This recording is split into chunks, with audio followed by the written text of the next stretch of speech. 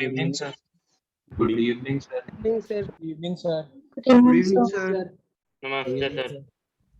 नमस्ते, good evening बच्चों, क्या हाल है?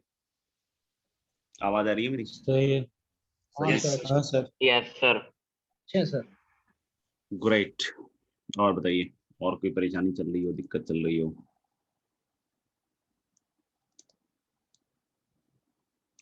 बोलो बोलो. क्या था लास्ट क्लास में हमारा होमवर्क है? पार्ट में से सर 8 से फिर पूरा दिया था पार्ट 2 और एक्सरसाइज 5 में 1 to 4.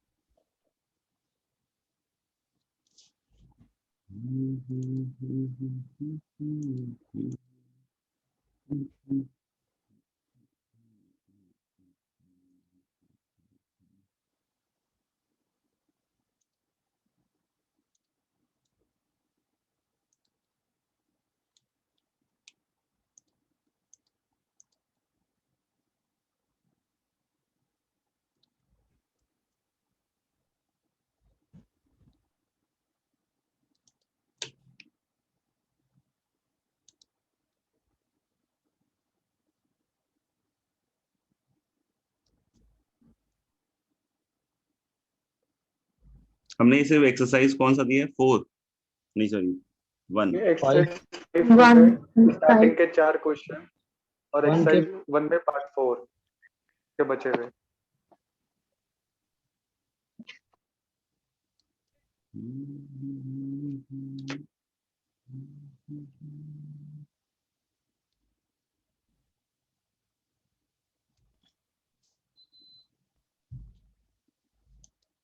खुल जा भैया.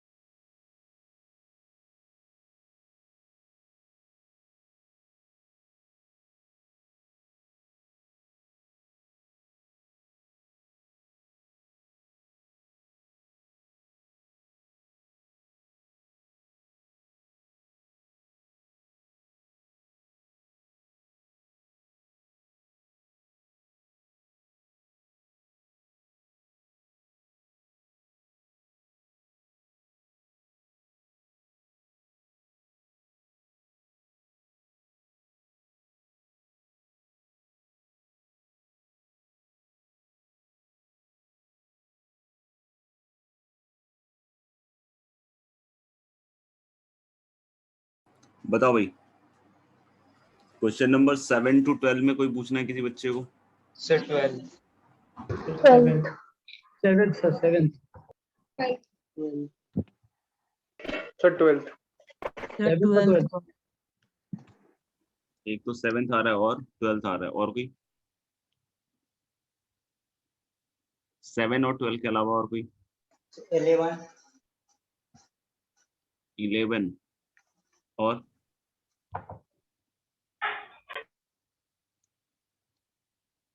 7 और 12 और 11 के अलावा?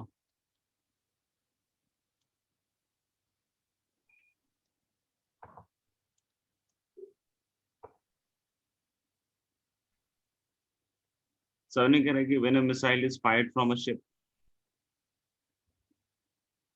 the probability that it is intercepted is 1/3. The probability that missile hits the target given that it is not intercepted is 3/4. तो सिंपल है, सिर्फ 2 ही केसेस पॉसिबल है. अब इस तरह के सवाल तो बेसिक एलिमेंट्री सवाल हो गए हैं, ये करने जरूरी है. अगर नहीं कर रहे हो तो फिर प्रॉब्लम है पढ़ाई में आपकी. तो पहले तो क्वेश्चन समझ लें कि हम लोग बोलेंगे कि 2 चीज हो सकती है, या तो मिसाइल इंटरसेप्ट हो सकता है बीच में, या इंटरसेप्ट नहीं होगा. इंटरसेप्ट मतलब कि बीच में डिस्ट्रॉय कर दिया जाएगा, ठीक है ना. तो एक शिप से अगर हम मिसाइल को फायर करते हैं तो जहां भी हम जिस भी टारगेट को हिट करना चाह रहे हो, समझे, दुश्मन के टारगेट को ऑफकोर्स हिट करना चाहेंगे, सेल्फ गोल तो नहीं मारेंगे. तो दुश्मन हो सकता है रडार से उसको पकड़ ले, हो सकता है और ना पकड़ पाए. तो रडार से पकड़ ले मतलब इंटरसेप्ट हो गया, इंटरसेप्ट हो गया मतलब मिसाइल बीच में ही क्या हो गया, डिस्ट्रॉय। तो बोल रहा है क्या कि इसकी प्रोबेबिलिटी क्या है, 1/3। तो नॉट इंटरसेप्ट की अपने आप 2/3 आ गई। अब फिर एक इवेंट बोल रहा है कि given that it is not intercepted 3/4 है, और अगर इंटरसेप्ट हो गया तो फिर क्या चांसेस है कि हिट करेगा टारगेट को, 0, क्योंकि बीच में ही डिस्ट्रॉय हो गया, it can not hit the target. तो हम लोगों ने कहा कि भैया जो हिटिंग द टारगेट है वो सिर्फ इसी में पॉसिबल है, किसमें, नॉट इंटरसेप्टेड वाले में। तो अगर मैं निकालूं इस बात की प्रोबेबिलिटी कि मिसाइल हिट्स द टारगेट, तो अगर मिसाइल हिट्स द टारगेट तो देखो दो केस हो सकते थे, 1/3 it is intercepted, and given that it is intercepted it will hit the target is 0, plus 2/3 it is not intercepted, given that it is not intercepted it will hit the target 3/4 दिया हुआ सवाल। तो this is simply half, यानी कि इस बात की probability क्या है कि वो हिट करेगा टारगेट को, the probability is what, half. अब बोलेंगे कि 3 missiles are fired independently from the ship, the probability that all the 3 hits target। तो of course हम लोग बोल सकते हैं इंडिपेंडेंट है तो सबकी probabilities डायरेक्ट मल्टीप्लाई करेंगे, तो 1/2 1/2 1/2 that is going to be 1/8। Sir हाँ। ऐसे ही फ्रैंकली एक बात बोल देती कि ऐसे ऐसे तो आंसर आ गया, लेकिन सर अगर ऑप्शन देखे तो क्योंकि प्रोबेबिलिटी इक्वल होएगी, 3 बार मल्टीप्लाई करेंगे तो सर कोई क्यूबिक टाइप किसी नंबर का क्यूब आना चाहिए, और वो ऑप्शन से बी में दे रखा है 1/, प्रोबेबिलिटी इक्वल होगी हिट करने की तीनों केसेस में, तो जब 3 मल्टीप्लाई करेंगे हाँ नंबर का मतलब क्यूब आना। वो सब बातें आपकी सही है, लेकिन अब मान लीजिए प्रोबेबिलिटी अभी तो खैर इरेशनल वाला फंडा नहीं है तो चलो चल जा रहा है, लेकिन probabilities can be irrational also, ठीक है ना। तो आप वो अभी तो इरेशनल वाली प्रोबेबिलिटी हम देख नहीं रहे, बट इरेशनल प्रोबेबिलिटीज भी हो सकती हैं, राइट, लेकिन इसमें नहीं आती। तो आपका लॉजिक ठीक है आंसर निकालने के हिसाब से, या क्या कहते हैं उसको, ऑप्शन एलिमिनेशन के हिसाब से, ठीक है। But probabilities can be irrational also, हम देखेंगे आगे चल के। आगे बढ़ते हैं, क्वेश्चन नंबर 11। 11 के किस ऑप्शन में दिक्कत है वो बतला दीजिए, मेरे ख्याल से तो काफी सिंपल से लग रहे हैं। A fair coin is tossed a large number of times, or tosses are independent. Which one of the following statement is true? Once the number of flip is large enough, the number of head will always exactly half। तो ये तो बिल्कुल बकवास सी बात है कि 10,000 toss कर लिया तो 5,000 हेड होंगे, ये तो आपको भी कॉमन सेंस से समझ में आना चाहिए, कैसे कोई जरूरी बात नहीं है। बहुत बार बोला है कि अगर 90% प्रोबेबिलिटी है डज नॉट मीन कि वो इवेंट हो ही जाएगा। तो वैसे ही कुल मिला के सेंस यही बनता है कि 10,000 में जरूरी थोड़ी कि 5,000 बार हो सकता है, 4,999 बार हो, 5,000 एक बार टेल हो, ठीक है ना। The proportion of heads will be about half, that is true, कि मतलब प्रोपोर्शन कितना होना चाहिए, हाफ के अबाउट होना चाहिए, और क्लोज टू हाफ होना चाहिए जैसे जैसे हम टॉसेस की संख्या को बढ़ाते जाए, क्योंकि प्रोबेबिलिटी क्या आ रही है, हाफ। तो जितना हम ज्यादा स्टैटिस्टिक्स रखेंगे तो उतना क्लोज टू हाफ आना चाहिए, that's true. As the number of tosses increases, any long run of heads will be balanced by a corresponding run of tails। ऐसा कोई जरूरी नहीं है, मतलब हो सकता हो कि स्टार्टिंग में अगर 5 बार हेड आ गया हो तो जरूरी नहीं कि 5 टेल भी आए, हो सकता हो कभी बीच में 2 टेल आ गया हो, फिर 1 हेड आ गया हो, फिर 2 टेल आ गया हो, फिर 1 हेड आ गया हो, तो उस तरह की चीजें भी हो सकती है। तो सी भी बकवास है, ऑल द अबव हो नहीं सकता है क्योंकि ए और सी है नहीं। काफी कॉमन सेंस वाली बात है, फिर भी कुछ बात हो तो बोल सकते हैं। Coming to the 12th question. 12th question बोला the number A is randomly selected, right, from this set, जो भी है 100 के वो है, और the number B is selected from the same set, मतलब बी को भी इसी से सेट से सेलेक्ट कर लिया। Probability that this has a digit equal to 8 at the unit place. तो 3 की पावर ए और 7 की पावर बी का आपने देखा होगा कि रिपीटिशन चालू हो जाता है, पीरियोडिक नेचर का होता है इसका यूनिट डिजिट, समझ में आएगा। तो 4 के बाद है तो इक्वली लाइकली हो ही जाएगा, क्योंकि टोटल 100 का सैंपल स्पेस दे रखा है हमारे को। तो 3 की बार ए का देख लेते हैं कि क्या क्या पॉसिबिलिटी है, और 7 की बार बी का भी देख लेते हैं क्या क्या पॉसिबिलिटी है।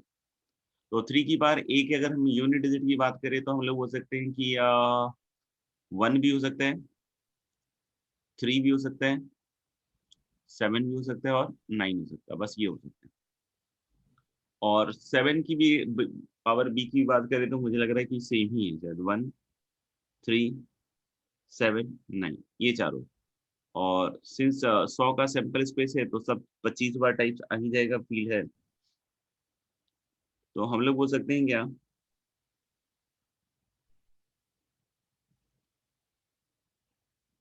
कि इस तरह का कुछ हो गया, मतलब ये इक्वली लाइकली ही जनरेट होगा। तो हम लोग बोल रहे हैं कि ये 2 हो गया तो इसमें तो बनेगा नहीं, और 4 हो जाएगा इसमें भी नहीं बनेगा, ये एक केस आ गया। फिर 0 ये तो नहीं बनाएगा, ये केस आ गया। 4, 6, 0, 2, 6 ये भी एक केस आ गया। तो ये टोटल 16 का इक्वली लाइकली सैंपल स्पेस है, mutually exclusive as well as exhaustive, and there are 3 cases out of which favorable to the unit digit 8. So this is going to be what 3/16 ये हो गया। और क्या था एक्सरसाइज, कौन सा था उसके बाद?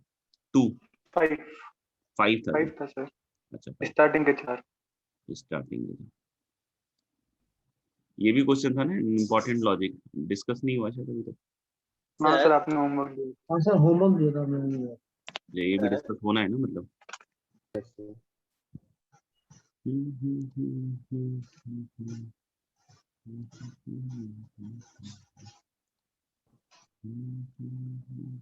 ये क्या हो गई? एक्सरसाइज 5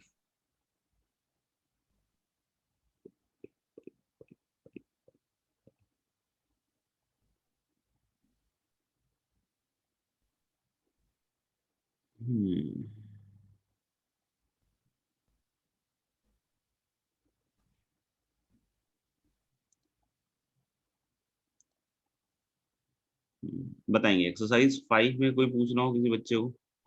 1, 2, 3, 4 में Sir, 2 and 3. कौन सा? Second and third. सेकंड और Third. फर्स्ट भी सर। फर्स्ट भी, तो बचा कौन सा? और कोई 1, 2, 3 के अलावा?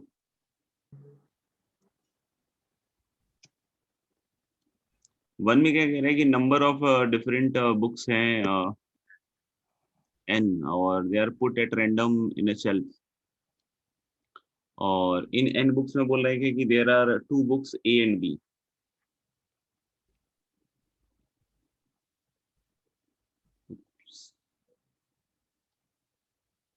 तो हालांकि कि बाकी जो है वो n-2 और हैं।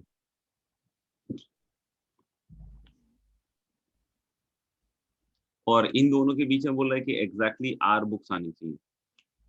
इन दोनों के बीच में क्या बोल रहे हैं? एग्जैक्टली R बुक्स रहनी चाहिए। तो एक तो ये सोच सकते हैं कि हम सैंपल स्पेस पकड़ लें पहले तो, कि जैसे आप तो ऐसे सोच लो कि n ऐसे प्लेसेस रखे हुए हैं जहां हमें 2 बुक्स रखनी है। तो सैंपल स्पेस में क्या आएगा कि n की किसी 2 जगहों को पकड़ लो और वहां पे A और B को रख दो, nc2 × 2 फैक्टोरियल से सैंपल स्पेस, ठीक है ना? हाँ सर। n प्लेसेस में से 2 प्लेसेस पे A और B रख देंगे और 2 फैक्टोरियल से क्या कर देंगे? इंटरचेंज कर देंगे, ठीक है ना?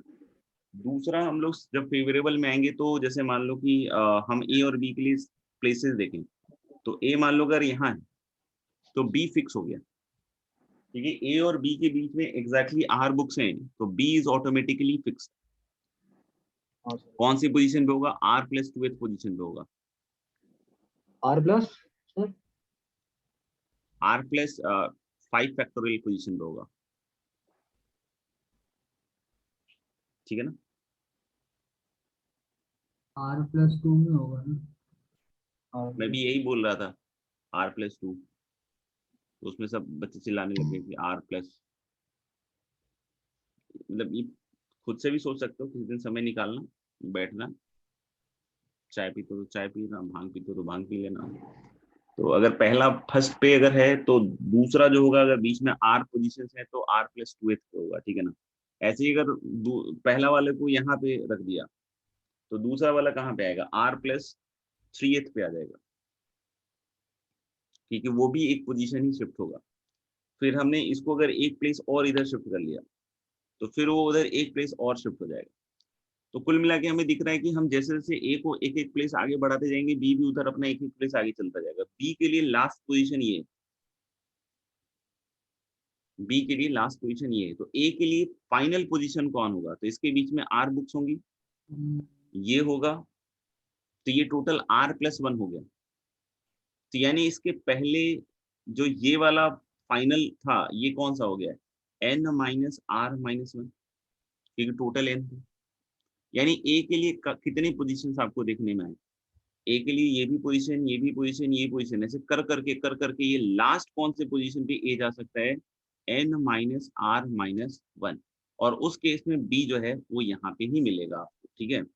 तो अल्टीमेटली हमें पता चल गया कि ए के लिए इतने पोजीशन है, लेकिन ए और बी तो आपस में इंटरचेंज हो सकते हैं, तो वो 2 फैक्टोरियल से कैंसल आउट हो जाएगा। तो this is going to be 2 into n minus r minus 1 upon n into n minus। दूसरा हम इसको अरेंजमेंट के दृष्टिकोण से भी कर सकते हैं, सॉल्व कर सकते हैं, उससे भी आ जाता सर मैंने इसको सर दूसरे तरीके से किया है। सर। बोल दिया है मैंने, अगर लास्ट लाइन अगर आपने सुना हो तो अच्छी बात है, और नहीं तो कुछ रखते हैं कान के अंदर जैसे गोबर ओबर तो अलग बात है। मैंने बोला ना अरेंजमेंट से भी हाँ ठीक है, बस यही करने में IIT JEE एडवांस ऐसे ही फूटता है, ऑप्शन देखा फोड़ दिया। सॉल्व करना सीख लेना, बाकी ऑप्शन से तो हो ही जाता है सब। चलो सेकंड वाले का क्या है ऑप्शन से देख के, जैसे ये सवाल सही देखा मैंने, of all the mappings can be defined from this, कौन सा देखा? ए बी, कैसे देखा है इसमें ऑप्शन से? इसका भी बताइए दो।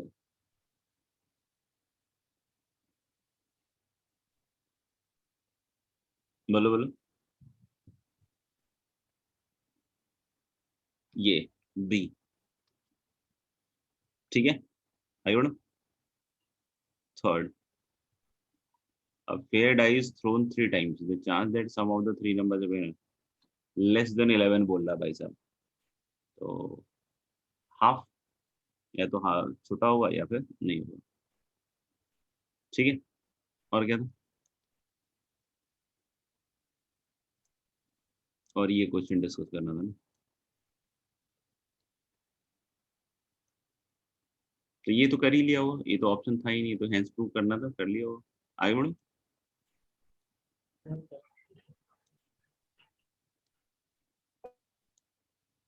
चलिए मेरे ख्याल से कोई दिक्कत नहीं लग रही, तो आगे बढ़ सकते हैं। नहीं समझ में आया सर। हाँ नहीं आया सर। नहीं आया, नहीं सर। तो देख लो ना, एन की वैल्यू रख लो, 2 वैल्यू रख के देख लो, चेक कर लो कहाँ गया, एन की वैल्यू रख के देख लेते हैं।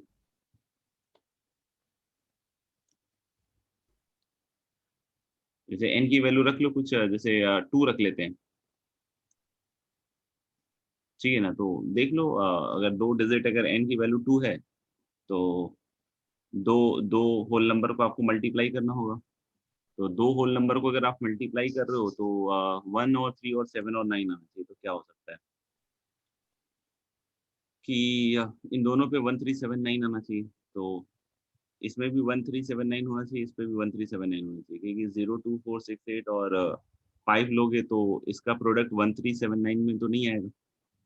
तो देख लो ये 4/10 का होल स्क्वायर हो गया, तो दैट इज 2/5 का होल स्क्वायर, तो n इक्वल टू 2 के लिए आ गया। ऐसे ही रख के चेक कर लेना, ठीक है।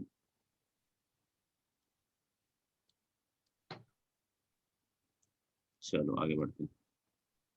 सर वो नहीं आया समझ में सर। क्या नहीं समझ में बेटा? n की सर ये वैल्यू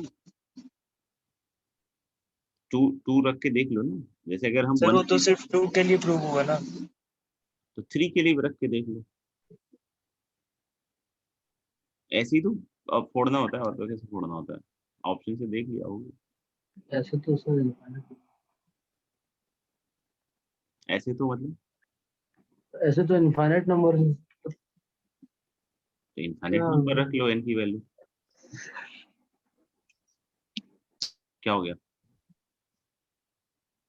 अभी तो मेरे को यही लगा कि भाई ऐसे ऑप्शन देख देख के ही करना है मुझे तो। नहीं सर। अरे ऐसी बात करो, ये फर्स्ट ऑप्शन देख के आ गया, सेकंड देखो अभी मैंने कर दिया, देख रहा है ना, शायद ही पता नहीं गलती कर दिया गया, ये सही आ गया इसका आंसर। सर सही है, आंसर सही है, चलो हो गया। दोनों सही है। दोनों सही हो गया, और तो क्या चाहिए। ऐसे ही होता है, ऑप्शन देख के बस तुरंत आ जाता है।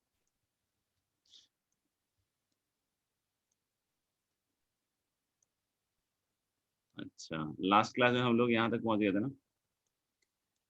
ऐसी वैल्यूज रख रख के देख लिया करो यार, जल्दी आ जाता है। फालतू में अपन परेशान होते रहते हैं। मैं तुम्हें साला क्या क्या सिखाने की कोशिश करने लग जाता हूँ कि भाई ये करना है, वो करना है, ऐसे करना है, वैसे करना है। टू मच टॉर्चर, कौन इतना सीखेगा। ऑप्शन देखो, जो क्रैक या वन, बात हुई खत्म। किसी किसी में होता है ऑप्शन, हाँ, किसी किसी में ही होता है ऑप्शन। अरे क्या बात कर रहे हैं तुम लोग, जैसे मतलब प्रतिभावान छात्र और छात्राएं अगर किसी देश में एग्जिस्ट कर रही हूँ, कभी कभी होता है, ऐसे थोड़ी हो सकता है यार।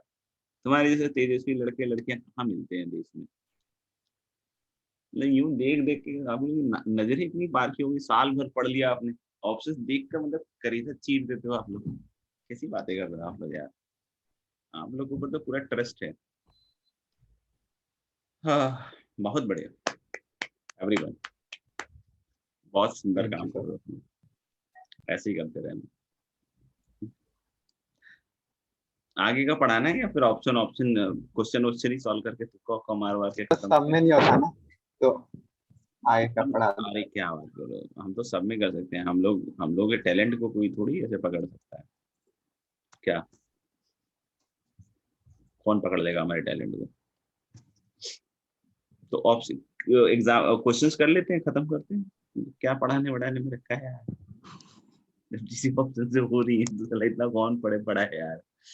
आधे तुम सॉल्व कर दो, आधे मैं सॉल्व कर देता हूँ, हो जाएगा इसी बहाने। ठीक है। No sir.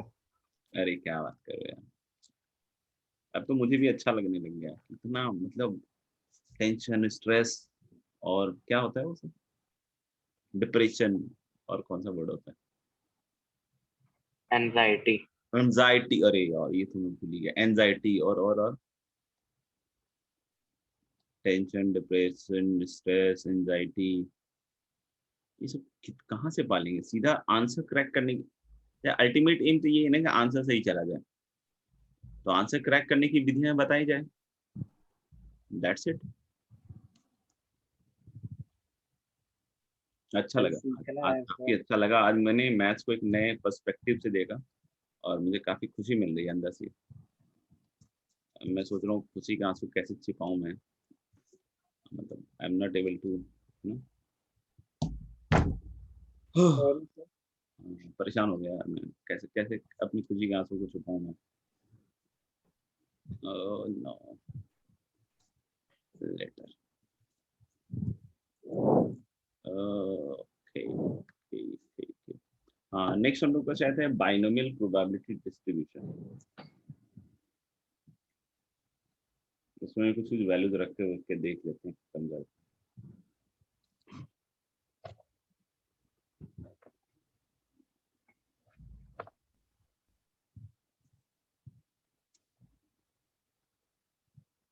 हाँ, यहाँ तक हो गया, ठीक। चलिए अगला हम लोग तुक्के वाला टॉपिक पढ़ लेते हैं।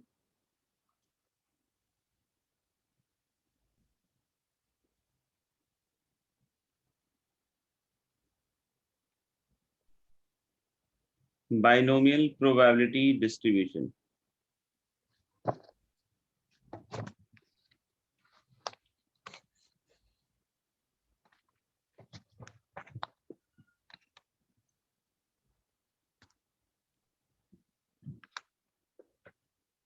हाँ, बीपीडी। मतलब यार आजकल तो क्या है, लाइफ बहुत फास्ट हो गई है ना। लाइफ फास्ट होगी तो उसके हिसाब से पढ़ाना चाहिए लोगों को। अब इतना टाइम कहाँ है यार कि ये सीखे आदमी और वो करे। इससे अच्छा यूट्यूब खोले और दिखता है ना उसमें कि let's crack this in less than 3 second, तो वैसे पढ़ने में मजा आता है। तो क्या साला पढ़ा रहे हैं बाइनोमियल प्रोबेबिलिटी डिस्ट्रीब्यूशन। देख लेना, अच्छा हो तो पढ़ना, बाकी तो सब क्रैक कर लेंगे, क्वेश्चन तो अपन देख देख के छोड़ देंगे। Binomial probability distribution quite simple from the question point of view, बाकी सीखने के साथ देख सकते हैं क्या। इसमें हम लोग वैसे तो आगे भी चल के देखेंगे इसका एक पार्ट। फॉर द टाइमिंग हम लोग बोल रहे हैं कि जैसे कभी कभी क्या होता है कि हमने कोई एक्सपेरिमेंट किया, मान लो कि we have thrown a dice, pair of dice, या कुछ भी, कोई पत्ता निकाल लिया, कुछ भी किया, ठीक है। तो हम लोगों ने क्या किया कि we have thrown a pair of dice, एक एक्सपेरिमेंट हो गया। वही काम अगर हम लोग 5 बार कर देते हैं मान लो, तो अगर वही काम को 5 बार कर दिया तो हम लोग बोल सकते हैं क्या कि 5 trials have been done of that experiment. तो हमने कि अगर पेयर ऑफ डाइस अगर एक की जगह 5 बार लुढ़का दिया तो हम लोगों ने बोला कि 5 बार हमने उस एक्सपेरिमेंट का क्या किया, ट्रायल किया। समझ में आ गया। और ये सब वर्ड्स यूज होंगे अभी, इसलिए बतला रहा हूँ। और मान लो कि हम लोगों ने उसमें बात किया कि sum of the two faces 6 की प्रोबेबिलिटी हम देख रहे थे, समझ में आएगा। तो एवरी टाइम जो सम ऑफ द टू फेसेस 6 है उसकी प्रोबेबिलिटी बदलेगी एवरी टाइम। क्या लगता है?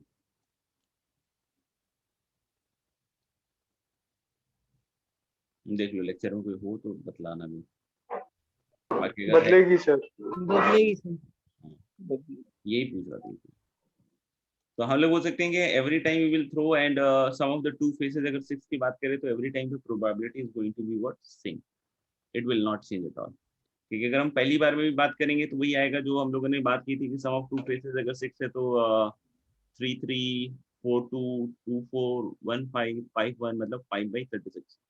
फिर अगली बार भी अगर हम लोगों ने मान लो उसको लुढ़काया और बोला कि sum of the two faces is 6, what is the probability? Probability is again 5/36, it will not change. फिर अगली बार भी अगर हमने उस पेयर ऑफ डाइस को लुढ़काया तो फिर से हम लोग बोल सकते हैं क्या कि that is going to be same. तो यानी कि in all the 5 throws I can say the probability that the sum of the two faces 6 is going to be same, unless कि डाइस खुद ही बायस ना हो। तो अगर वो बायस है तो हर बार ही कुछ ना कुछ चेंज हो रहा होगा, और अगर अनबायस है तो मेरे ख्याल से every time it is going to be same. तो इन ट्रायल्स को हम लोग फिर कहते हैं बर्नौलीज ट्रायल्स। ठीक है, टर्म है बर्नौलीज का नाम जानते भी होंगे, वैसे तो उनका पूरा खानदान है, बर्नौली ये बर्नौली वो, तो उनके नाम पे ही है बर्नौलीज ट्रायल। तो हम लोग बोल रहे हैं कि we have done an experiment. ठीक है, तो हम लोगों ने क्या कहा कि हम लोगों ने एक एक्सपेरिमेंट किया और इसके हम लोगों ने n इंडिपेंडेंट ट्रायल्स किए। जैसे हमने अभी 5 का केस लिया था, तो अब हम लोग मतलब तुक्केबाजी बाद में कर लेंगे, नहीं n = 5 करके, अभी हम 5 = n रख रहे हैं। ठीक है, तो n इंडिपेंडेंट ट्रायल्स,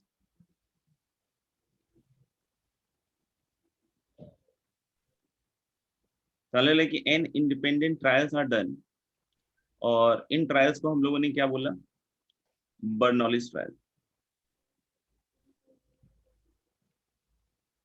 इनको अपन ने कहा Bernoulli's trial, right.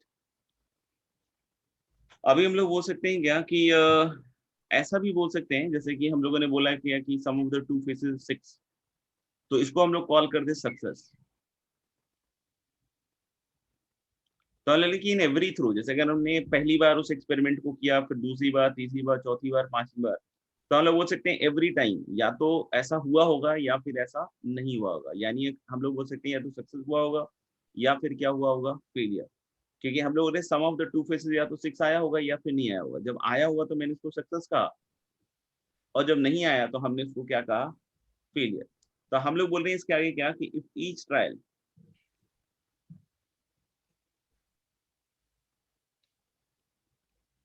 Has 2 outcomes. आप खुद से भी सोच सकते हैं कि आपने कोई एक्सपेरिमेंट का एंड ट्रायल किया और इंडिपेंडेंट ट्रायल्स हैं, मतलब एवरी टाइम जो है हम लोग बात कर रहे हैं जो सक्सेस और फेलियर हो रहा है उसकी प्रोबेबिलिटी क्या है, सेम है। तो if each trial has 2 outcomes,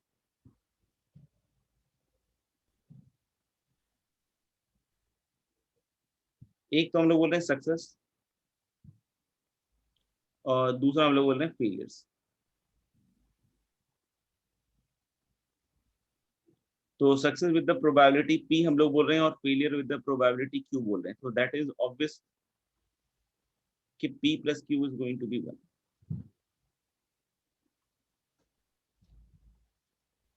ठीक है, तो हम लोगों ने बोला कि कोई एक्सपेरिमेंट किया, उस एक्सपेरिमेंट के n इंडिपेंडेंट ट्रायल्स किए। इंडिपेंडेंट ट्रायल्स किसको कह रहे हैं? जब हम लोग बोल रहे हैं कि जो सक्सेस जिसको हम लोग डिफाइन कर रहे हैं या फेलियर जिसको डिफाइन कर रहे हैं, एवरी टाइम उसकी प्रोबेबिलिटी क्या हो रही है? सेम होगी, तो उसको हम लोग कहते हैं इंडिपेंडेंट ट्रायल्स, और उसको हम लोग बर्नौलीज ट्रायल भी कहते हैं। और ये समझ में आ गया होगा कि each trial has two outcomes, success और फेलियर। सक्सेस की प्रोबेबिलिटी p बोल रहे हैं और फेलियर की प्रोबेबिलिटी क्या बोल रहे हैं? q।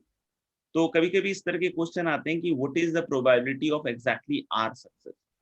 Sometimes the question will be like this कि what is the probability of exactly r success. तो हम उसको इस तरीके से डिनोट करते हैं, प्रोबेबिलिटी, ये एक वेरिएबल हम लोग ले रहे हैं,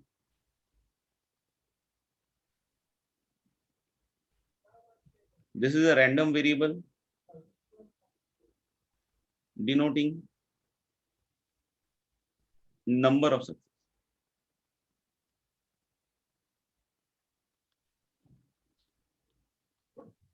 तो हम लोग लिखा है कि इस तरीके से हम लोगों ने इसको नोटेशन वाइज लिखा है, x इक्वल टू आर, मतलब ये जो रैंडम वेरिएबल है ये क्या डिनोट कर रहे हैं? Number of success. तो हमें इस बार प्रोबेबिलिटी किसकी निकालनी होगी? हमें प्रोबेबिलिटी निकालनी होगी एग्जैक्टली आर सक्सेस। तो अगर हम आर सक्सेस चाह रहे हैं इन एन ट्रायल्स में, इन एन ट्रायल्स में कितने सक्सेस चाह रहे हैं? आर। तो कुछ ऐसा सीन भी हो सकता है एक, क्या लो पहले सक्सेस आ गया मान लो आर टाइम्स, फिर फेलियर आ गया n माइनस आर टाइम्स, लेकिन ऐसा जरूरी नहीं। सक्सेस और फेलियर्स के अपनी खुद के ऑर्डर हो सकते हैं, तो हो सकता है पहले फेलियर आ गया फिर सक्सेस आ गया, उस तरीके से कोई भी ऑर्डर पॉसिबल है। तो कितने ऑर्डर इसके पॉसिबल हो सकते हैं? जितनी तरीके से उसको अरेंज करेंगे, तो हम इसको कितनी तरीके से अरेंज कर सकते हैं? This can be arrange into n factorial upon r factorial n minus r।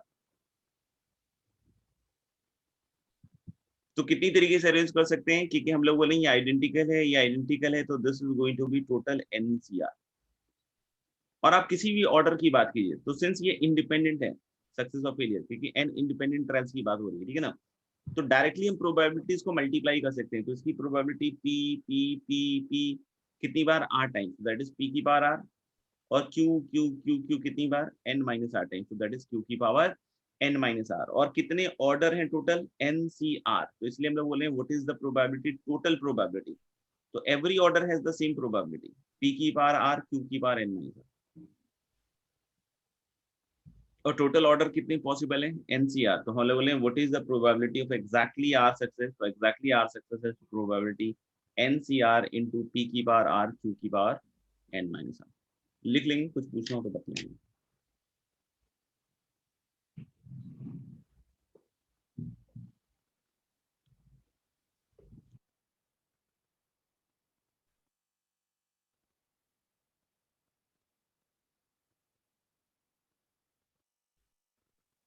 तो सर ये एनसीआर से मल्टीप्लाई क्यों किया?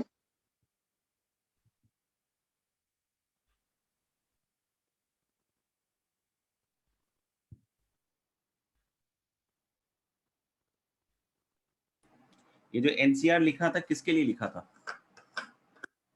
नंबर ऑफ अरेंजमेंट्स जो पॉसिबल है एस और एफ के, सक्सेस और फेलियर। तो NCR से मल्टीप्लाई फिर करना चाहिए नहीं करना चाहिए?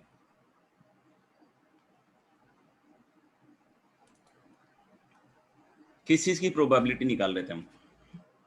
सर एग्जैक्टली आर सक्सेस की। तो एग्जैक्टली आर सक्सेस सिर्फ इसी केस में पॉसिबल है या इन सारे केसेस में पॉसिबल है? ये जो केसेस हैं इन सारे में पॉसिबल है। तो एक का ही लिख के छोड़ दें या सबके लिए करें? सबके लिए करना तो मल्टीप्लाई करना चाहिए नहीं करना चाहिए? चाहिए।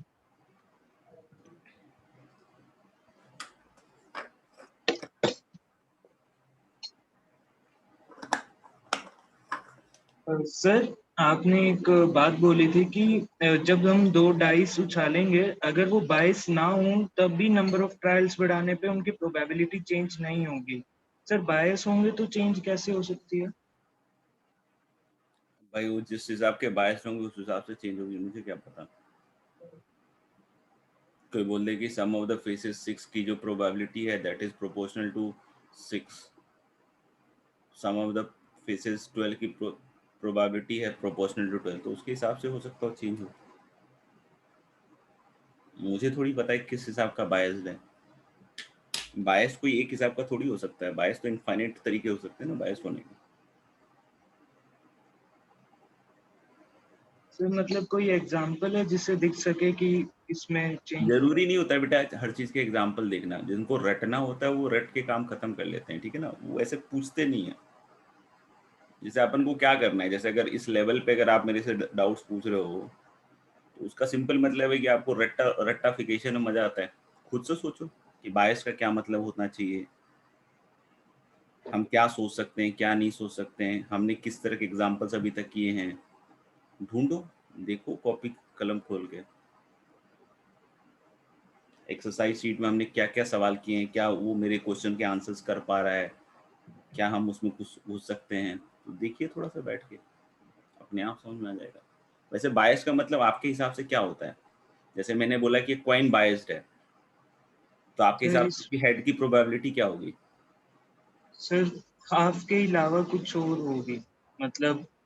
तो फिर 1/3 होगी। Yes sir. हाँ देखा, 1/3 होगी। नहीं सर, कुछ भी हो सकती है सर हाफ के अलावा। तो फिर मैं कैसे बतला दूं यार कि बायस्ड कैसे कैसे हो सकता है? सर लेकिन वो नंबर ऑफ ट्रायल्स बढ़ाने पे उसकी प्रोबेबिलिटी क्यों चेंज होगी हेड आने की? वो जो है हो वही सकता हो रहेगी। क्वेश्चन ने लिखा हो कि every time you throw the coin the probability of face some of the faces 6 decreases by 1/10। मुझे थोड़ी पता है कि ऐसा कौन सा क्वेश्चन में क्या दिया हुआ है, हो सकता है उसकी बाइसिंग अलग तरीके से हो। तुम बाइसिंग को यूनिफॉर्म ही क्यों मान रहे हो कि एवरी ट्रायल में बाइसिंग यूनिफॉर्म हो?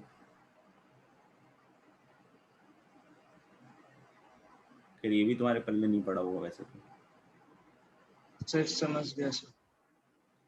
जो समझने वाली बात होती है वो तो समझते नहीं हो तुम लोग, ठीक है ना, बाकी सारी पंचायत समझने की कोशिश करते हो, इसीलिए फेल होते हो, और कोई बात नहीं है। जब अपन बायस्ड बोल रहे हैं तो बायस के रूप तुम फिक्स थोड़ी कर सकते हो, बायस तो कैसी भी हो सकता है। हो सकता है पहली बार अलग तरह का बायस हो, दूसरी बार अलग तरह का बायस हो, तीसरी बार अलग तरह का बायस हो, मुझे थोड़ी पता क्या है उसमें। करो यार करो, नहीं तो ऐसे तो बहुत मुश्किल वाली बात है। अभी बैठ बैठ के ऑप्शन वाइज नहीं तो निकालते फिरोगे। अभी देख रहे थे ना कैसे क्रैक कर रहे थे हम लोग धड़ाधड़। लिखेंगे अगला सवाल, काफी अच्छा लग रहा है, अच्छे डायरेक्शन में पढ़ रहे हो तुम लोग। A pair of dice is thrown 6 times.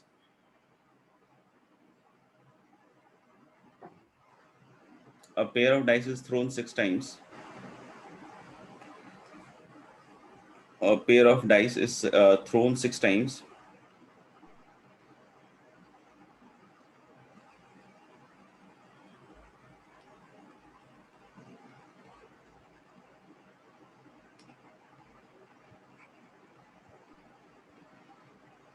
Getting a doublet is considered a success.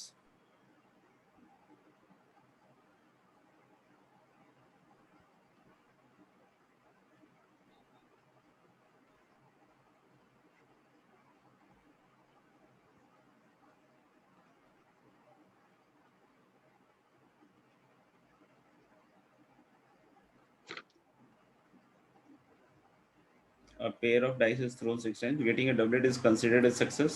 Find the probability of. Find the probability of. पहला है first part no success. Find the probability of first part is no success. Second part लिखा हुआ exactly one success. Third part is at least one success. And last part is at most one success.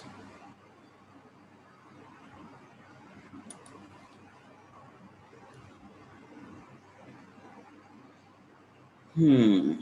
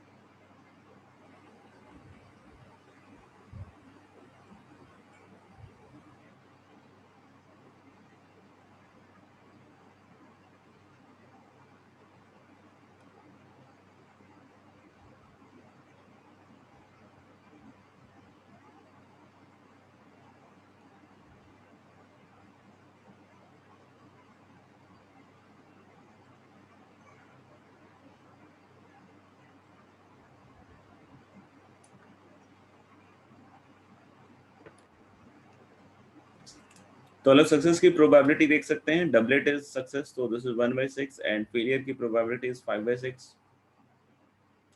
No success मतलब हम लोग बोलेंगे कि the value of r is 0,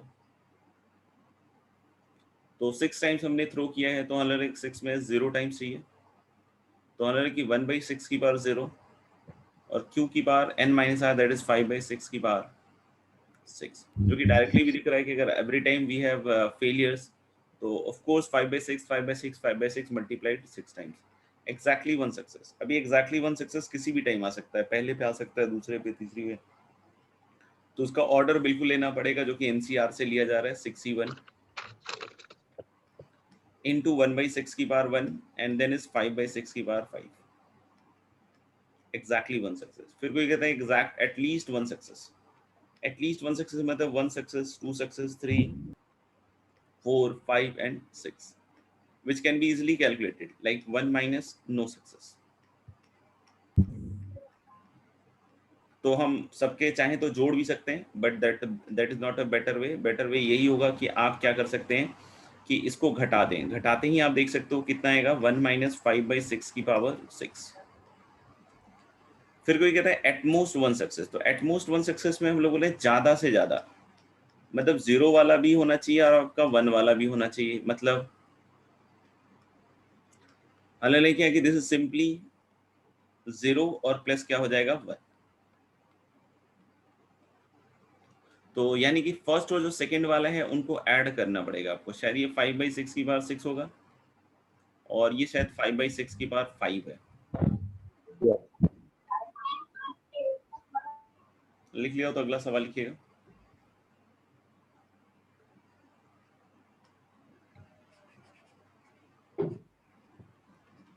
In a hurdle race, next question is, in a hurdle race, a man has to clear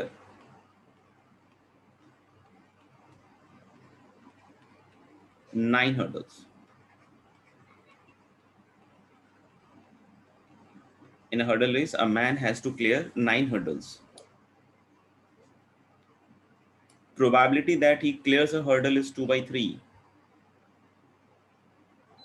In a hurdle race, a man has to clear 9 hurdles. Probability that he clears a hurdle is 2/3. Probability that he clears a hurdle is 2/3, and the probability that he knocks down the hurdle is 1/3. The probability that he clears the hurdle is 2/3. Probability that he clears a hurdle is 2/3, and the probability that he knocks down the hurdle is 1/3. Is 1/3. Find the probability. Find the probability that he knocks down fewer than 2 hurdles. Find the probability that he knocks down fewer than 2 hurdles. Find the probability that he knocks down fewer than 2 hurdles.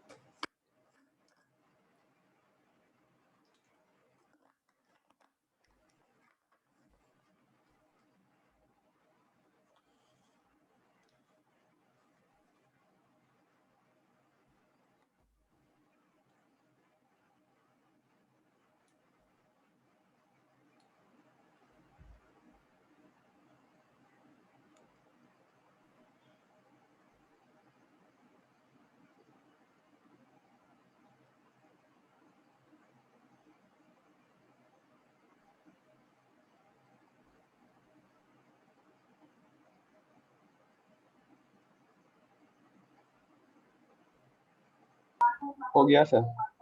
हो गया? हो गया sir. हो गया sir. इसमें हो पर गया सर। हो गया sir. Good good good very good. बिना ऑप्शन के कैसे कर रहे हो? अच्छा मैं क्या कह रहा था कि एक आदमी को 9 हर्डल क्लियर करने हैं और सॉरी 9 हर्डल्स हैं, मतलब ये ट्रायल हो गया आपका। Every time you clear or knock down a hurdle you are doing certain trial, right?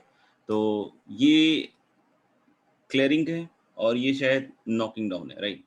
और बोल रहा है कि he knock down fewer than 2 hurdle, मतलब कितने हर्डल वो नॉक डाउन कर सकता है? 0 और 1।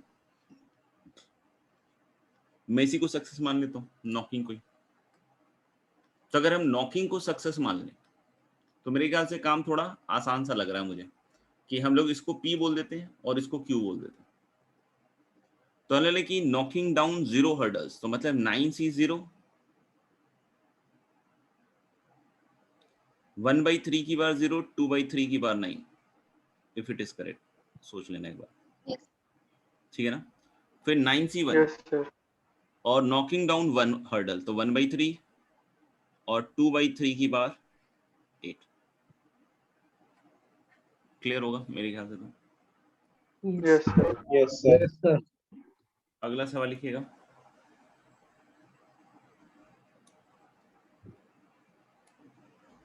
और drunkard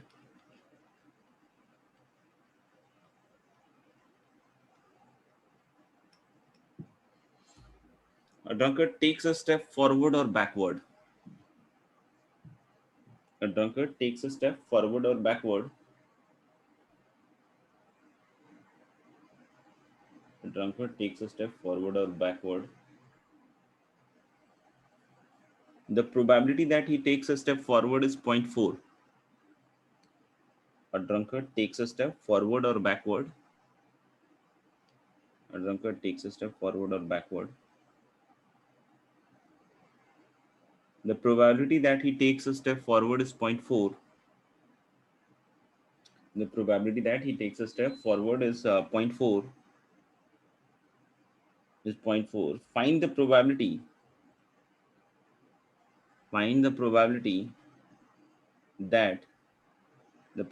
that he takes a step forward is 0.4. Find the probability that at the end of 11 steps,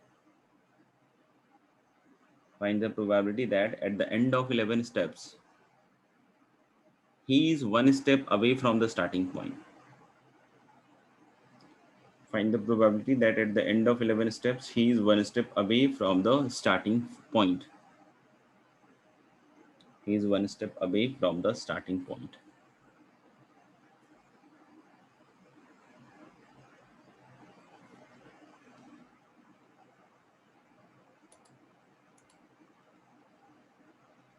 तो ध्यान रखना, झूम नहीं रहा, एक स्टेप अवे मतलब एक स्टेप सॉरी फॉरवर्ड है या बैकवर्ड है।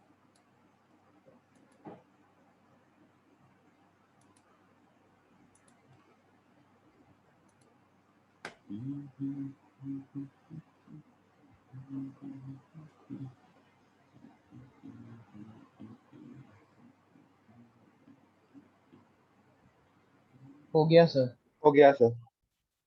हो गया। Quite easy. हम लोग बोल रहे हैं कि 11 स्टेप्स के बाद he is one step away from the starting point. तो बस एक गलती होती है, अगर वो नहीं किया तो फिर सब सही है, और उसके अलावा भी हो सकती है, मतलब पोटेंशियल तो बच्चों में खूब सारा ही होता है कुट के। तो हमने लेके अवे फ्रॉम दिस बोल रहा है, ठीक है ना, नॉट अहेड या नॉट बिहाइंड, ठीक है ना, अवे फ्रॉम दिस बोल रहा है।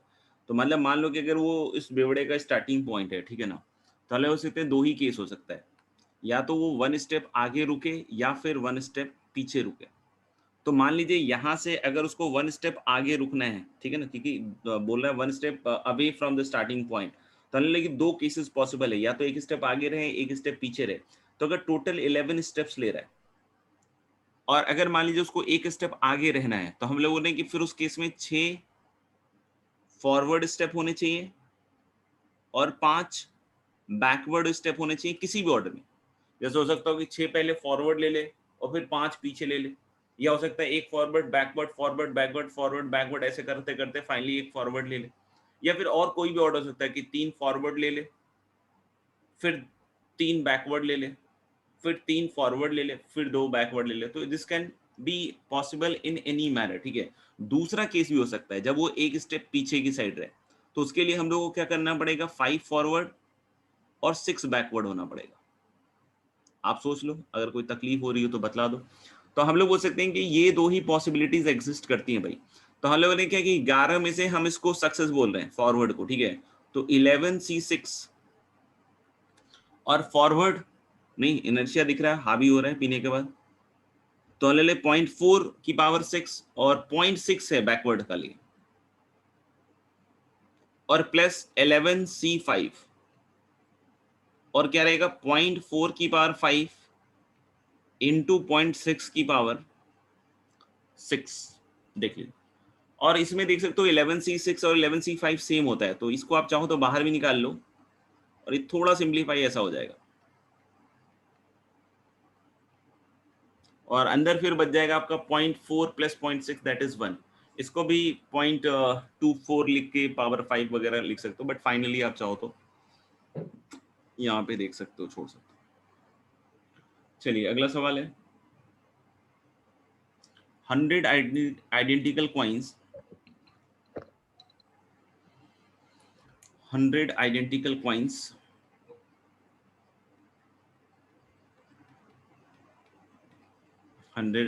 coins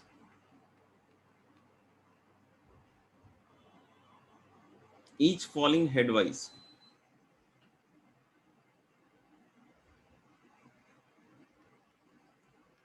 100 identical coins each falling headwise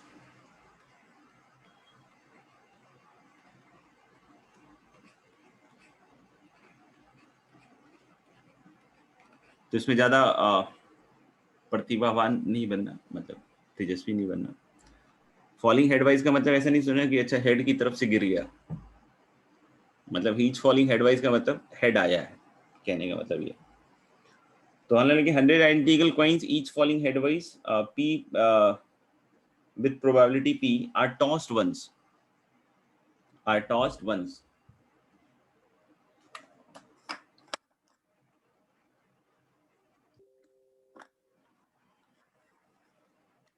100 identical coins each falling headwise with probability p are tossed once. If the probability of 50 coins showing up heads, if the probability of 50 coins showing up heads is equal to, if the probability of 50 coins showing up heads is equal to, if the probability of 50 coins showing up heads is equal to the probability of 51 coins showing up heads, if the probability of 50 coins showing up heads is equal to the probability of 51 coins showing up heads, then find the value of p. If the probability of 50 coins showing up heads is equal to the probability of 51 coins showing up heads, then find the value of p. करेंगे।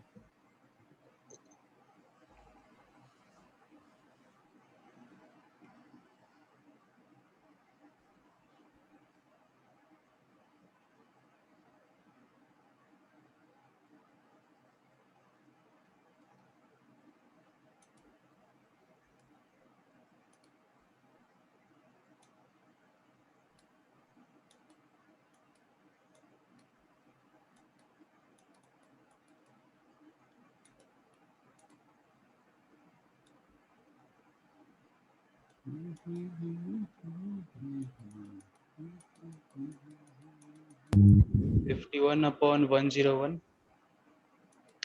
The 51/101.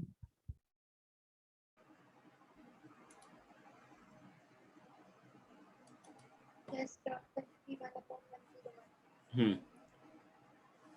कैसे देख सकते हैं कि 51 coins showing up heads ऐसे दिया ना, 50 coins और 51 कॉइन्स क्या दिया हुआ, 50 कॉइन्स का हेड का इज इक्वल टू 51 कॉइन्स के हेड का, प्रोबेबिलिटी सेम है, ठीक है ना। तो हमने लिखा 100C50 p की पावर 50 इंटू 1 माइनस p की पावर 50। ये किसका प्रोबेबिलिटी लिखा मैंने? हाँ ठीक है, 50 सक्सेस यानी 50 हेड्स हो गया। और हम लोग बोल रहे हैं क्या कि वही 50 100C51 और p की पावर 51 और 1 माइनस p की पावर 49, ये किसके लिए हो गया आपका 51 सक्सेस मतलब 51 हेड्स के लिए हो गया, ठीक है। और दिख रहा है कि मैंने p का ये रेंज दिया है, नहीं तो p इक्वल टू 0 और p इक्वल टू 1 भी इसका एक सॉल्यूशन हो जाएगा, क्योंकि वो भी इस इक्वेशन को क्या कर रहा है, सेटिस्फाई कर रहा है, ठीक है। तो हम लोग बोलेंगे कि इसमें से कैंसिल आउट होकर एक p बचेगा क्योंकि p नॉन जीरो है और p 1 नहीं है, तो ये भी कैंसिल आउट होकर इधर 1 माइनस p बच जाएगा। अब अपन जैसे इसको अगर सोचें, नहीं 100c50, तो this is actually 100 factorial upon 50 factorial 50 factorial, और इसकी सोचें तो 100 फैक्टोरियल अपॉन 51 फैक्टोरियल 49 फैक्टोरियल। तो कुछ कटेगा कुछ बचेगा, जैसे ये कैंसिल आउट हो जाएगा आपका 50 फैक्टोरियल और 51 फैक्टोरियल में इधर 51 बचा देगा, और इन दोनों में कैंसिल आउट होगा तो इधर 50 बचा देगा। तो आप देख सकते हो कि ये न्यूमरेटर में है, सही है ना। तो 1 minus p upon 50 equal to p upon 51 if everything is right. तो cross multiply, collect the coefficient of p, तो 51 minus 51p is 50p. So definitely p is going to be 51 upon 101. ठीक है, आगे बढ़े। कोई लिख रहा हो तो जल्दी कर लें। नोट्स कर रहे हैं। चलिए, अगला आर्टिकल है आपका मैथमेटिकल एक्सपेक्टेशन।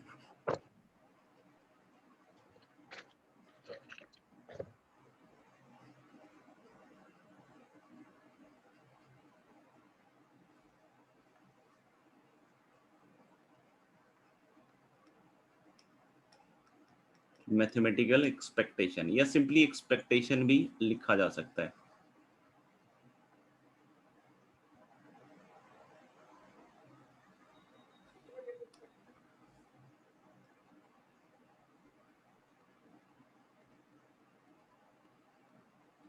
अब कोई पूछ सकता है कि ये क्या है, ये कैसा टर्म है। तो वैसे कुछ खास प्रॉब्लम नहीं होगी,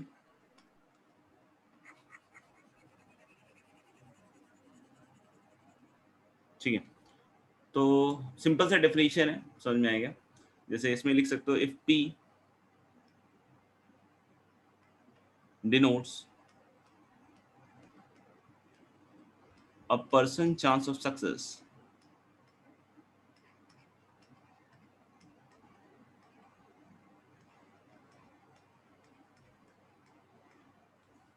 in any venture।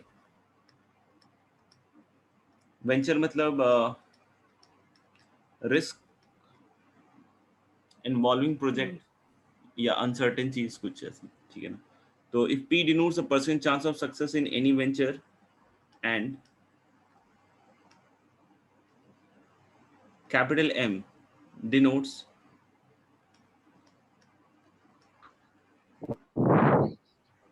amount of money which he will receive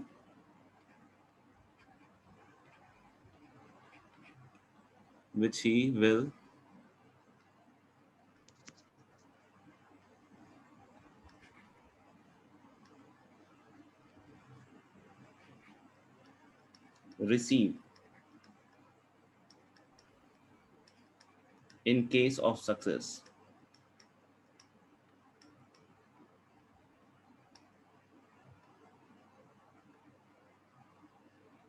Then P into M denotes person chance of success। नहीं, P into M denotes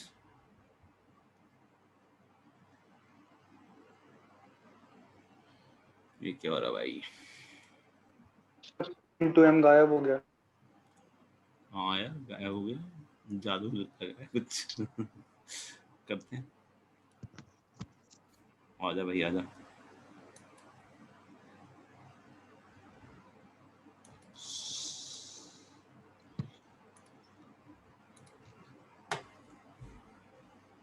in case of success, यहाँ पे देन भी था ना शायद। yes sir, then Can P हाँ sir. P into M denotes his mathematical expectation। बहुत शानदार लग रहा है। अबे यार,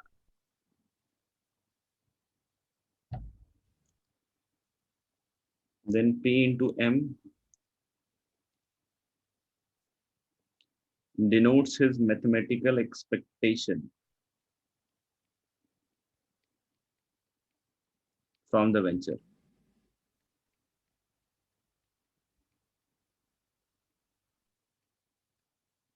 हेलो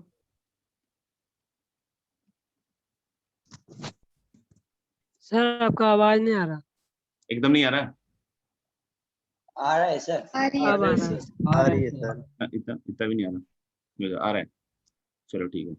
तो क्या है कहानी कि P denotes a percent chance of success in any venture। कुछ नहीं है, मतलब देखो सिंपल सी बात होती है। कभी कभी हम प्रोबेबिलिटी के हिसाब से पैसे भी बांटते हैं। जैसे अब बोलोगे क्या है मतलब, करते हैं बात इस पे। तो पहले तो ये समझ लो कि P जो है एक आदमी के सक्सेस के चांसेस हैं किसी भी वेंचर में, और वेंचर सक्सेसफुल होता है मान लो, तो M is the amount of money उसको मिलता है। तो इस वेंचर से अगर कोई पूछे कि what is the mathematical expectation, तो वेंचर से mathematical expectation is going to be P into M। ठीक है ना, क्या होगा? P into M। जैसे मान लो कि कोई बच्चा है, अंकित करके सपोज कर लो, ठीक है ना, अगर कोई है यहाँ पे तो कोइंसिडेंस मान लेना, और तो क्या, कोइंसिडेंस समझते हो? तो प्योरली कोइंसिडेंटल है, ठीक है। तो अंकित नाम का कोई बच्चा है, और बच्चा नहीं है, वो बड़ा हो चुका है, ठीक है, और बड़ा हो चुका है और उसको जुआ खेलने का शौक है। तो शादी वादी हो गई है उसकी, ऐसा मान सकते हैं आप लोग। तो मतलब किसी कैसीनो में जाते हैं मिस्टर एंड मिसेस अंकित, ठीक है, और वहाँ किसी जुए वाले गेम पे कुछ बैटिंग कर रहे हैं, बैटिंग कर रहे हैं, ठीक है ना। तो मान लीजिए कि अंकित के किसी भी जुए में जीतने के चांसेस है, मान लीजिए 10%, समझ में ना, जुए में जीतने के चांसेस अंकित के कितने हैं? 10%। और मान लीजिए वो जुआ अगर जीत जाता है, तो बैट जीत जाता है, समझ में आएगा, तो उसको मिलते हैं मान लो 1 रुपए, ठीक है। तो उसका मैथमेटिकल एक्सपेक्टेशन क्या होगा अंकित का उस बैटिंग से? 10 पैसे। हाँ, 10 पैसे। 10 पैसे, ठीक है ना। तो अब बच्चों के दिमाग में आएगा कि सर इसका करना क्या होता है, तो या तो वो सर जीतेगा या हारेगा, मतलब इसका क्या यूज है, ऐसे दिमाग में आता है ना, इसका क्या यूज है, मतलब या तो जीतेगा तो 1 रुपया लेके जाएगा, और नहीं तो गाली सुनेगा घर पे अपनी बीवी से। तो आंसर इज नहीं। कभी कभी ऐसे सिचुएशंस भी अकर कर जाते हैं जो अपने हाथ में नहीं होते, कंट्रोल में नहीं होते, समझ में आएगा। हो सकता हो कि किसी टेक्निकल वजह से या किसी भी वजह से, ठीक है ना, मान लो बेट लग गई, सारे पैसे लग गए, और अचानक से पता चलता है कि नहीं यार, betting has to be cancelled. तो अब पैसा तो लग गया, ठीक है ना। अब एक कोई बोल सकता है कि सर जितना जितना लगा था उतना उतना लौटा दिया जाए। तो मान लीजिए कोई 10 रुपये दिया तो 10 रुपये दे दीजिए, कोई 2.5 रुपया दिया तो 2.5 रुपये दे दीजिए, वैसे लौटा दीजिए। तो ये तो हो गया बिल्कुल, समझे ना, सड़ी हुई मानसिकता, ठीक है। मेंटोस लाइफ में क्या होता है, थोड़ा डिफरेंट होता है। उसमें क्या होता है भाई, कि इस तरीके से पैसा वापस नहीं होगा। होगा क्या कि जो मैथमेटिकल एक्सपेक्टेशन है, मान लो अंकित, मिस्टर अंकित पहले भी उस जगह पे 10 बार खेलने गए थे, बेटिंग का ये जो कार्यक्रम था, ठीक है, और मान लो कि 10 बार खेलने गए थे और 1 बार जीता, तो उस बंदे ने कैलकुलेट कर लिया कि भाई 10% इसकी प्रोबेबिलिटी है किसी भी जुए में जीतने के हिसाब से, समझ में आ रहा है। तो उसके हिसाब से फिर उसको पैसे को क्या करेगा वापस। या सपोज कर लो कि ऐसा कोई, अभी एग्जांपल भी करेंगे तो और क्लियर होगा। सपोज कर लो कि ऐसा कोई गेम चल रहा है, मतलब 2 टीम्स के बीच में गेम चल रहा है, ठीक है ना। तो एक टीम की प्रोबेबिलिटी अच्छी है, मतलब जैसे मान लो कि पास्ट में उन लोगों ने जितने भी मैच खेले उसके हिसाब से एक प्रोबेबिलिटी निकाली गई है कि भाई ये इसकी विनिंग, जैसे देखते होगे ना मैच के उसमें दिखाते रहते हैं कि winning probability of this particular team is this much, yes sir. Probability of this particular team is this much, ठीक है ना। तो मान लो कि इस तरीके से कुछ विनिंग प्रोबेबिलिटीज हैं दोनों ही टीम्स की, समझ में आएगा। और सपोज कर लो कि for some reason the match is abandoned, मतलब बारिश होगी, ठीक है, या कुछ भी ऐसी चीज हो गई जिसके कारण मैच अबंडन हो गया, और लेकिन हाँ उसमें एक प्राइज मनी रखी हुई थी कि भाई इस मैच को जो जीतेगा उसको 50 रुपये मिलेंगे, मतलब ऐसे कुछ मान लो, ठीक है ना। मिलना तो कुछ है नहीं, 50 करोड़ मान लो, कोई दिक्कत नहीं है। तो 50 रुपये मिलेंगे, ठीक है। तो उस विनिंग प्रोबेबिलिटी के हिसाब से उस पैसे को बांटना चाहिए, रादर देन आओ रे 25-25 रुपया दोनों ले जाओ, नहीं, क्योंकि मैच जो बंद हुआ है उसमें किसी का हाथ नहीं है, ठीक है ना, मतलब it was due to some unforeseen reason, या बारिश हो गई या कुछ ऐसी चीज हो गई जो अपने कंट्रोल में नहीं था, उसकी वजह से वो मैच बंद हुआ है, समझ में आएगा।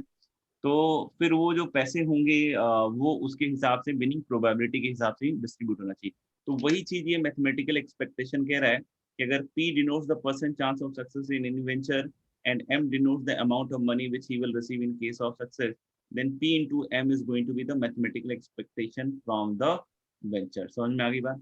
तो ये इस तरीके से अपन कैलकुलेट कर सकते हैं। जैसे अभी कुछ क्वेश्चंस करेंगे तो थोड़ा और क्लियर हो जाएगा आपको। लिखिए, two players of equal skill, two players of equal skill A and B are playing a game.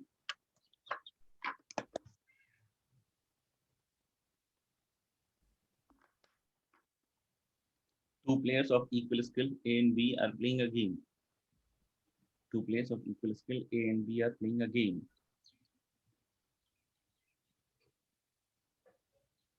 Two players of equal skill A and B are playing a game. They stopped playing. They stopped playing due to rain। लिख लो, outdoor game है, ऐसा नहीं कि indoor game में बंद कर दो। Two players of equal skill A and B are playing a game. They stopped playing due to rain due to rain when A wants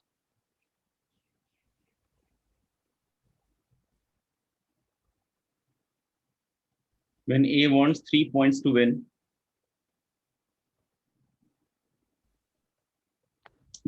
when A wants 3 points,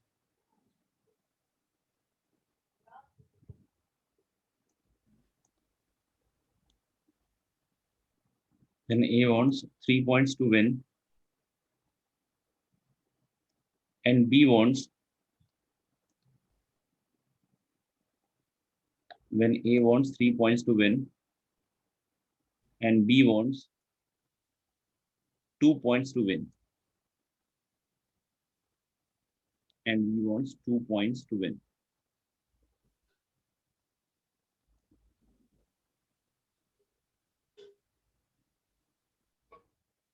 And B wants 2 points to win.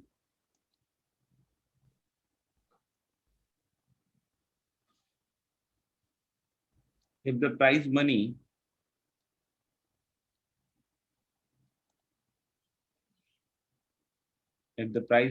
is rupees 16,000,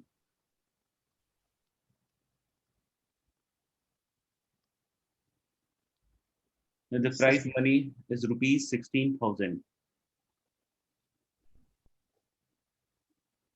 if the prize money is rupees 16,000,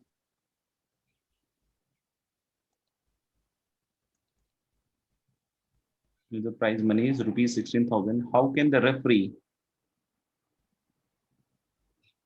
if the prize money is rupees 16,000, how can the referee divide the money in a fair way? How can the referee divide the money in a fair way?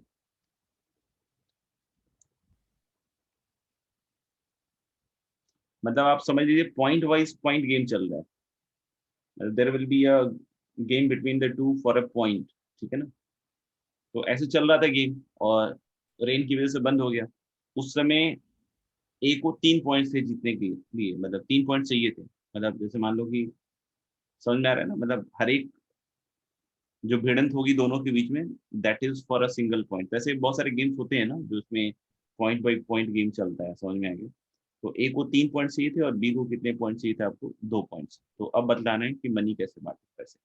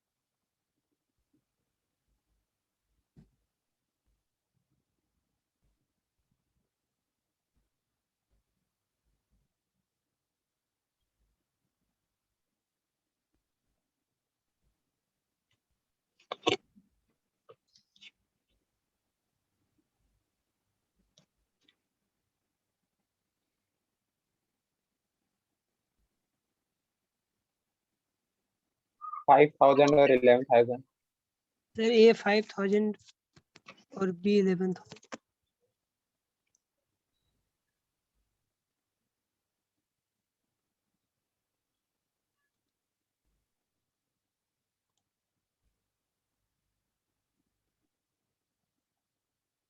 Can I discuss? Yes, sir. Good, very good. तो बहुत बार बच्चों को ऐसा लगता है कि भाई हम 3:2 के रेशियो में डिवाइड कर दें, रेशियो प्रोपोर्शन पड़ा हुआ होता है बस, ठीक है, तो 3:2 के रेशियो में डिवाइड करके खुश होते रहते हैं। ऐसे नहीं कर चलेगा, क्योंकि प्रोबेबिलिटी 3:2 के रेशियो में नहीं है। Probability is not in the ratio of 3:2। Probability आपको निकालनी पड़ेगी दोस्त। अब बोलोगे सर प्रोबेबिलिटी कैसे निकालेंगे? तो प्रोबेबिलिटी भैया ऐसे निकालना पड़ेगा कि मान लीजिए गेम कंटिन्यू रहता है, क्या प्रोबेबिलिटी कि ए जीत जाता है, या गेम कंटिन्यू रहता है तो क्या प्रोबेबिलिटी कि बी जीत जाता है, और उस प्रोबेबिलिटी से फिर आपको इस मनी को मल्टीप्लाई करना पड़ेगा। पहली चीज कि रेशियो में मत बांट दीजिएगा, क्योंकि वही आता है सर हमको तो आता था, हमने रेशियो में बांट दिया, अब बताइए क्या करें। तो रेशियो में नहीं बटेगा, समझ में आएगा, प्रोबेबिलिटीज में बटेगा, और ये प्रोबेबिलिटी नहीं है। हमें बात करनी पड़ेगी अगर इसी तरीके से गेम चलता होता तो क्या प्रोबेबिलिटी कि ए जीत जाता। चलो देखते हैं कैसे जिता सकते हैं ए को। तो ऐसा हो सकता था ना कि अगला गेम होता है 1 पॉइंट के लिए, फिर अगला गेम होता है 1 पॉइंट के लिए, फिर अगला गेम होता है 1 पॉइंट के लिए, और तीनों में ए जीत जाता है। ए को जिताना ज्यादा इजी है, बी के लिए करोगे ना तो केसेस ज्यादा बनेंगे, ठीक है। तो मान लो कि तीनों के तीनों सक्सेस पकड़ लिए। ऐसा हो सकता है ना कि अगले में भी ए जीत जाए, फिर अगले में भी, फिर अगले में भी, जैसे नहीं।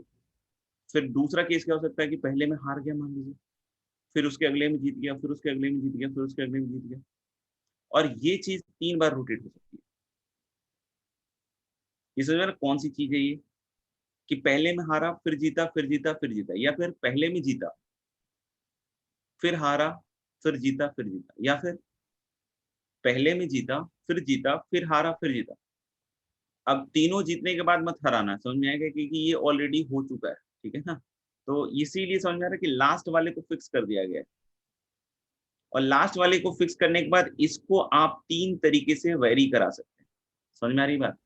अब कोई बोले कि सर 2 फेलियर लेके कर लें, 2 फेलियर लेके करोगे तो बी जीत चुका होगा, तो हम अभी ए के जीतने की प्रोबेबिलिटी निकाल देंगे, और सारे इंडिपेंडेंट है पॉइंट बाई पॉइंट में। नहीं, जैसे मान लो कि ए ने ये वाला पॉइंट जीता, तो क्या मतलब क्या ये इंश्योर करेगा कि अगला भी जीत जाएगा? नहीं, मतलब दे आर व्हाट इंडिपेंडेंट। सही क्या? तो हम लोग बोले कि इस केस में क्या आएगा भाई, 1/2 1/2 1/2, क्योंकि इक्वली स्किल्ड प्लेयर है तो 1/8 और प्लस 3 टाइम्स, और हारने का भी 1/2 है, तो this is going to be 1/16।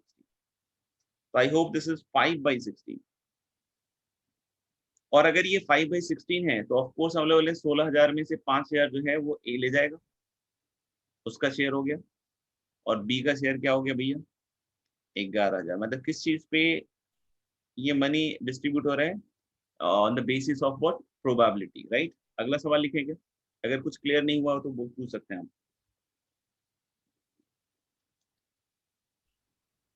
चलिए अगला क्वेश्चन लिखिएगा।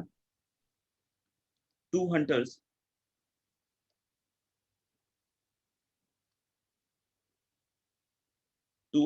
A and B,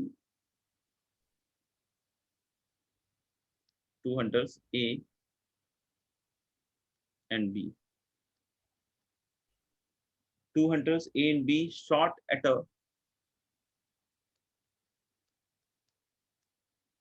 bear simultaneously। काल्पनिक है पूरा क्वेश्चन। इस क्वेश्चन को बनाते समय किसी भी बेयर को कोई भी हानि नहीं पहुंचाई गई थी, ठीक है ना? लिख लेना नोट करके डिस्क्लेमर में। 2 hunters A and B shot at a bear simultaneously. The bear was shot dead. The bear was shot dead. The bear was shot dead with only one bullet in its body. The bear was shot dead with only one bullet in its body. 2 hunters A and B shot at a bear simultaneously. The bear was shot dead with only one bullet in its body. Probability of A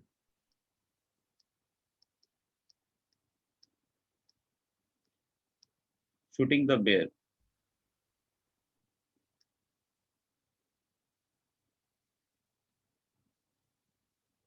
is 0.8. Probability of A shooting the bear is 0.8. And probability of B shooting the bear is 0.4. The probability of B shooting the bear is 0.4. आगे लिख लेंगे the hide was sold. Hide मतलब उसकी खाल. The hide was sold for rupees 280.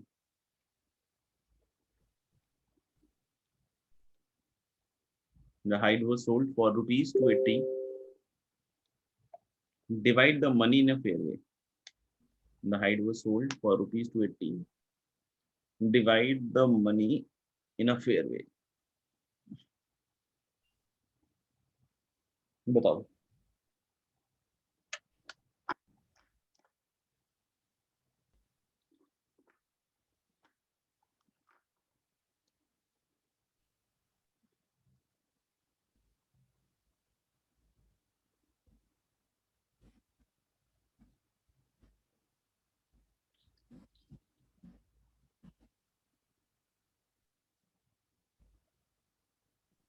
$84, $196.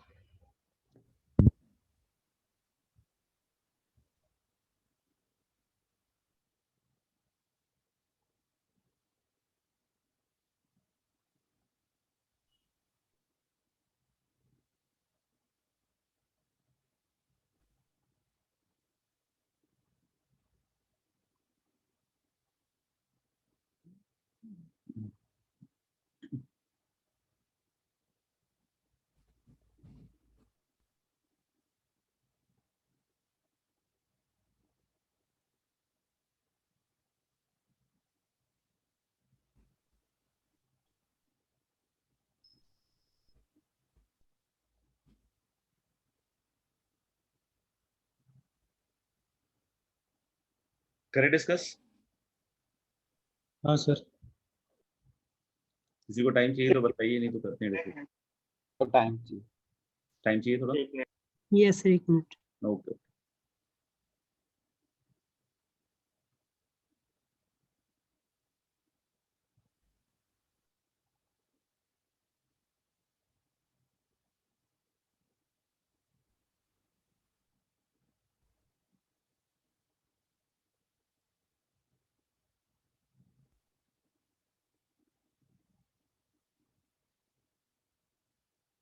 One 96 और 84.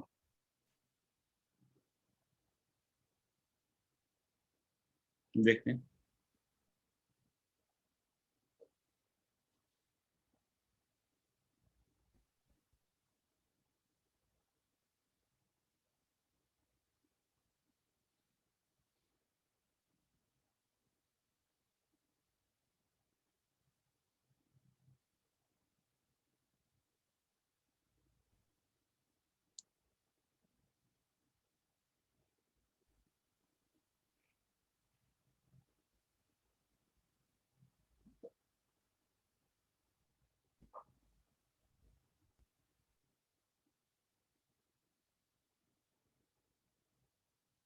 चलिए discuss कर लेते हैं.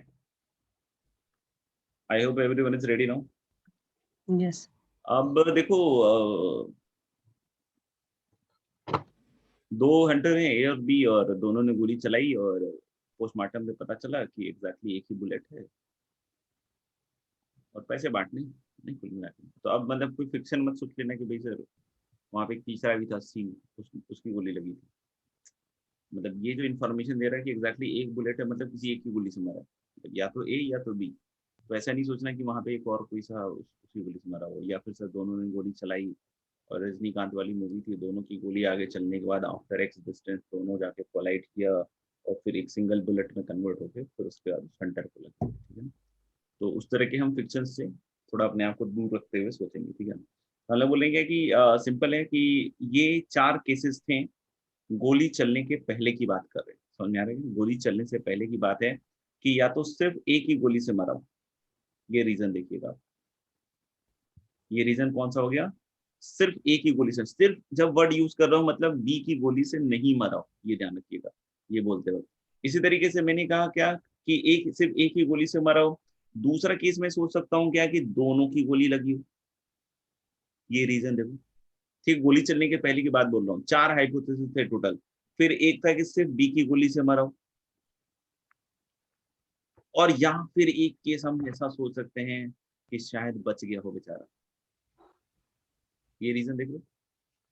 There are total 4 possibilities before गोली चलेंगी, समझ में आ रही।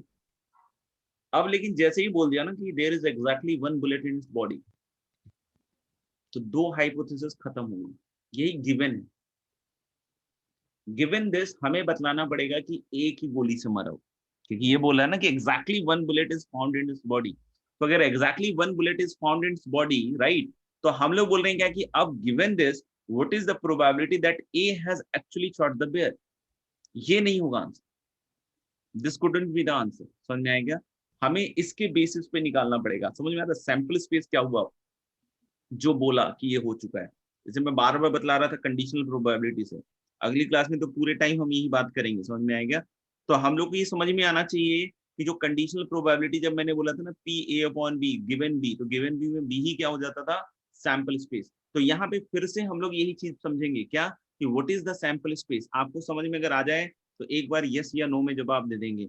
क्या आपको समझ में आ रहा है कि अब ये जो सैंपल स्पेस है, क्योंकि exactly 1 bullet is found in body, तो ये रीजन जो है, अरे भैया, और ये जो रीजन है ये अटक जाता है बार बार, पूरा ही अटक गया। समझ में आ रही बात कि ये जो रीजन है, ये दिख रहा है, ये जो मैंने शेड किया और ये जो रीजन है यही है एक्चुअली तो क्या, सैंपल स्पेस। अगर समझ में आ रहा Yes, sir. Yes, Yes, sir. sir. Yes sir. Given Yes, कह sir. दिया, गिवन कह दिया कि भैया एक ही बुलेट मिला है उसकी बॉडी में, तो अगर बॉडी में एक ही बुलेट मिला है तो बच गया हो, वो भी खत्म हो गया रीजन। और दूसरा कौन सा रीजन कि दोनों की गोली से मरा हो, वो भी खत्म हो गया, यानी यही सैंपल स्पेस है। तो given this what is the chance कि एक ही गोली से मरा हो, गिवन दिस। तो गिवन दिस मतलब सैंपल स्पेस में क्या लिखूं मैं, ये वाला रीजन लिखूं। तो ये रीजन क्या है, एक ही गोली से मरा हो और बी की गोली से नहीं मरा हो, दोनों चीजें हैं और दोनों इंडिपेंडेंट है, राइट। तो एक ही गोली से मरा हो 0.8 मल्टीप्लाइड बाई बी की गोली से नहीं मरा हो 0.6 प्लस ये वाला रीजन, ये रीजन देखिए, ये रीजन ध्यान से। तो हालांकि कि बी की गोली से मरा हो 0.4 और ए की गोली से नहीं मरा हो, ये भी लिखना पड़ेगा। अगर ये पार्ट नहीं समझ में आ रहा हो तो जरूर बतलाएं कि ये मैं ऐसे कैसे मल्टीप्लाई कर रहा हूँ, ये सब आपको खुद भी यूज करना आना चाहिए। अब ऊपर क्या होगा, अगर हम ए के चांसेस निकाल रहे हैं जीतने के, तो ऊपर आएगा 0.8, मतलब ए के चांसेस निकाल रहे हैं शॉर्ट करने के, तो ये आएगा चांस। तो यानी अब यहां से देख सकते हो this is going to be 48/56 which is 6/7। तो बी के लिए निकालूं क्या, 1/7 हो गया अपने यहाँ, यही तो होगा। अगर 6/7 इसका है तो इसका 1/7 हो गया। तो इसका अगर हम निकालते हैं 6/7 तो ए के लिए कितना मिलेगा, 240 रुपए, और बी जो है 40 रुपए। देख लो, अगर बात समझ में आई तो बतलाओ, और कुछ नहीं समझ में आया तो ये पूछ लो कि क्या नहीं समझ में आया।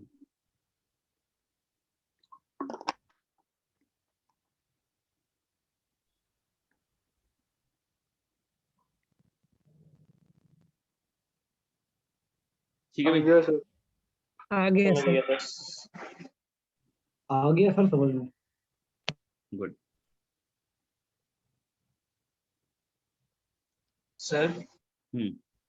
सर ए का सक्सेस और या फेलियर बी के सक्सेस फेलियर पर डिपेंड नहीं करता, इसीलिए हमने सीधा मल्टीप्लाई कर दिया ना। हाँ, the two are independent.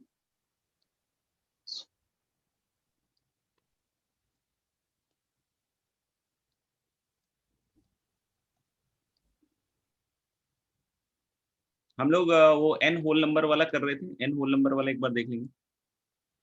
हम लोग बात कर रहे थे कि अगर n होल नंबर को हम लोगों ने मल्टीप्लाई किया, जैसे इस तरीके से n होल नंबर से, तो इनको मल्टीप्लाई करने पे हम लोग बोल रहे हैं कि जो फाइनल आपका नंबर बना, इसके यूनिट प्लेस पे 1 हो या 3 हो या 7 हो या 9 हो, इस बात की प्रोबेबिलिटी। तो पहली चीज तो हमें समझनी पड़ेगी कि अगर हमें यहाँ 1, 3, 7 या 9 में से एंड करना है, तो इसके यूनिट डिजिट से ही गवर्न होगा। ये इसके टेंस से नहीं होगा, इसके 100 से नहीं होगा, इसके 1000 से नहीं होगा, इसके यूनिट से ही गवर्न होगा। और हम लोग बोल सकते हैं कि 1379 के लिए तो बहुत इजी लॉजिक है कि हर एक का 1379 पे अगर एंड होता है, हर एक डिजिट का नहीं, जिन जिन n होल नंबर्स को मल्टीप्लाई कर रहे हैं हम, तो जो भी होल नंबर्स हैं उन सबका यूनिट डिजिट किसमें होगा? आपका 1379। ये मान लो कि किसी का यूनिट डिजिट 0 में हुआ तो 1379 पे नहीं दे सकता रिजल्ट, किसी का 2 पे हुआ तो 1379 पे नहीं दे सकता, 4 पे हुआ तो 1379 पे नहीं दे सकता, 6 पे हुआ नहीं दे सकता, 8 हुआ तो नहीं दे सकता, 5 हुआ तो नहीं दे सकता। यानी कि अगर आपको यूनिट डिजिट प्रोडक्ट का 1379 में चाहिए, तो आप कोई भी यूनिट डिजिट को 0, 2, 4, 5, 6 और 8 में नहीं ले सकते। समझ में आएगा? और आप कोई भी नंबर सोचिए जिनका यूनिट डिजिट 1379 है, तो जब भी आप उसको मल्टीप्लाई कीजिएगा तो उसका यूनिट डिजिट 1379 में ही एंड करेगा। ये लॉजिक समझ में आ जाता है? Yes, yes sir. Sir. Yes, sir. इसका यूनिट डिजिट 1379 पे एंड करे, तो हम लोग बोल सकते हैं कि 10 केसेस थे टोटल, और 4 केसेस हैं जिसमें हम लोग बोल रहे हैं 1379 पे होगा, तो 4/10 इसका यूनिट डिजिट 1379 है। तो दूसरे वाले का भी 4/10, तीसरे वाले का भी 4/10, और सबको हम डायरेक्ट मल्टीप्लाई कर सकते हैं। लॉजिक, क्योंकि सब इंडिपेंडेंट है। मैं ऐसा नहीं बोल सकता हूँ कि अगर मैंने एक नंबर लिया जिसका 1379 पे एंड कर सकता हो, तो दूसरे का भी 1379 पे ही एंड होगा। ठीक है ना? वो कुछ भी हो सकता है। ठीक है, तो इसलिए हम लोग बोल सकते हैं क्या कि प्रोबेबिलिटी दैट प्रोडक्ट का यूनिट डिजिट 1379 पे एंड करे, this is going to be 4/10 की power n, which can be also written as what, 2/5 की पावर n। क्लियर है? अब अगर कोई कहता है कि हमें प्रोडक्ट का यूनिट डिजिट 2468 में चाहिए, प्रोडक्ट का यूनिट डिजिट किस में चाहिए? हमें 2468 में। समझना ध्यान से। तो अगर प्रोडक्ट का यूनिट डिजिट 2468 में चाहिए, तो कोई बोलेगी सर इसका भी 2468 पे हो जाए, इसका भी 2468 पे हो जाए, इसका भी 2468 पे हो जाए, तो प्रोडक्ट का भी 2468 पे आएगा। तो इट इज ओके कि सबका अगर 2468 पे है तो प्रोडक्ट भी 2468 पे आएगा, बट ये सारे केसेस नहीं होंगे। जैसे ऐसा सोचिए आप कि कोई एक नंबर है 13 × 24, इसका भी तो प्रोडक्ट 2468 में ही आया ना। हाँ sir. Yes, Yes, sir. sir. तो यहाँ पे ये लॉजिक वर्क नहीं करेगा कि सबका सर यूनिट डिजिट जो है 2468 में आए तो ये 2468 पे आएगा। ये सारे केसेस नहीं होंगे। ठीक है, तो यानी हम डायरेक्टली इस 2468 वाली प्रोबेबिलिटी को कैलकुलेट नहीं कर सकते। तो फिर अब सोचना पड़ेगा कि कैसे कर सकते हैं। तो हम लोग बोले उल्टा चलते हैं। उल्टा कैसे चलते हैं कि हम सबसे पहले सोचते हैं कि कौन कौन से डिजिट को 2468 के लिए यूज नहीं कर सकते। तो एक तो 0 यूज नहीं होगा और एक 5 यूज नहीं होगा, क्योंकि आप 0 और 5 कभी भी लोगे तो प्रोडक्ट का यूनिट डिजिट 2468 में नहीं आएगा। आप थोड़ा सोच के देख लो, कोई भी नंबर लो जिसका यूनिट डिजिट 0 पे हो या 5 पे हो, तो जब उसको प्रोडक्ट में किसी एक नंबर की तरह आप यूज करोगे तो सबका प्रोडक्ट जो है 2468 पे नहीं होगा। यानी हम लोग कौन कौन से डिजिट यूज कर सकते हैं? 1 यूज कर सकते हैं, 2 यूज कर सकते हैं, 3 यूज कर सकते हैं, 4 यूज कर सकते हैं, 6 यूज कर सकते हैं, 7 यूज कर सकते हैं, 8 यूज कर सकते हैं और 9 यूज कर सकते हैं। तो हम लोग बोल रहे हैं कि मान लो कि इसका जो यूनिट डिजिट है 1, 2, 3, 4, 6, 7, 8, 9 में, इसका भी है, इसका भी है, सबका है 1, 2, 3, 4, 6, 7, 8, 9, 0 और 5 नहीं उसमें। तो यहाँ पे लफड़ा क्या हो गया कि फिर यहाँ 2 4 6 8 की गारंटी नहीं मिलेगी। यहाँ पे क्या हो जाएगा कि ये इनमें से कोई भी हो सकता है, 1 2 3 4 6 7 8 9। ये समझ में? जब आप हर एक का Yes, यूनिट sir. डिजिट 1 2 3 4 6 7 8 9 में करोगे तो आप सोच के देख लो मल्टीप्लिकेशन का जो यूनिट डिजिट होगा वो भी इसमें होगा। लेकिन इससे एक रास्ता मिल गया कि अगर इसका मेरे को पता चल जाए प्रोबेबिलिटी तो मैं इसमें 1379 हटा दूंगा। Yes, sir. Yes, sir. वो केसेस जिसमें 1379 आ रहा था उसको हटा दूंगा, बस सिंपल। तो 1 2 3 4 6 7 8 9 के लिए हम लोग बोल सकते हैं 8/10 की power n, which can be also written as what 4/5 की पावर n। ठीक है, तो अब हम लोग बोल सकते हैं क्या कि अगर अब मेरे को कोई बोलता है 2 4 6 8 की प्रोबेबिलिटी, तो अब मैं निकाल सकता हूं कि 1 2 3 4 6 7 8 9 में से हटा दें 1379 वाली प्रोबेबिलिटी। फिर भी किसी को नहीं समझ में आया तो बोल सकते हैं दिस इज 4 की पावर n माइनस 2 की पावर n अपॉन 5 की पावर। आ गया सर। आ गया? यस। दूसरा इसका हम एक लॉजिक और अप्लाई कर सकते हैं जो नेचुरली बच्चे सोचते हैं बट कंक्लूड नहीं कर पाते हैं। बच्चे सोचते हैं कि सर किसी एक का हम इवन ले लें, ठीक है, तो हो जाएगा, तो सही है। जैसे हम एक ऐसा सोच सकते हैं कि मान लीजिए कि हम लोगों ने बोला कि भाई इसका जो है इवन पे आ जाए 2 4 6 8 हो और बाकी आपका 1379 हो। सोचिए थोड़ा सा, इसका 2 4 6 8 कर दिया और बाकियों का 1379 कर दिया, तो क्या 2 4 6 8 में ही एंड करेगा? Answer is yes.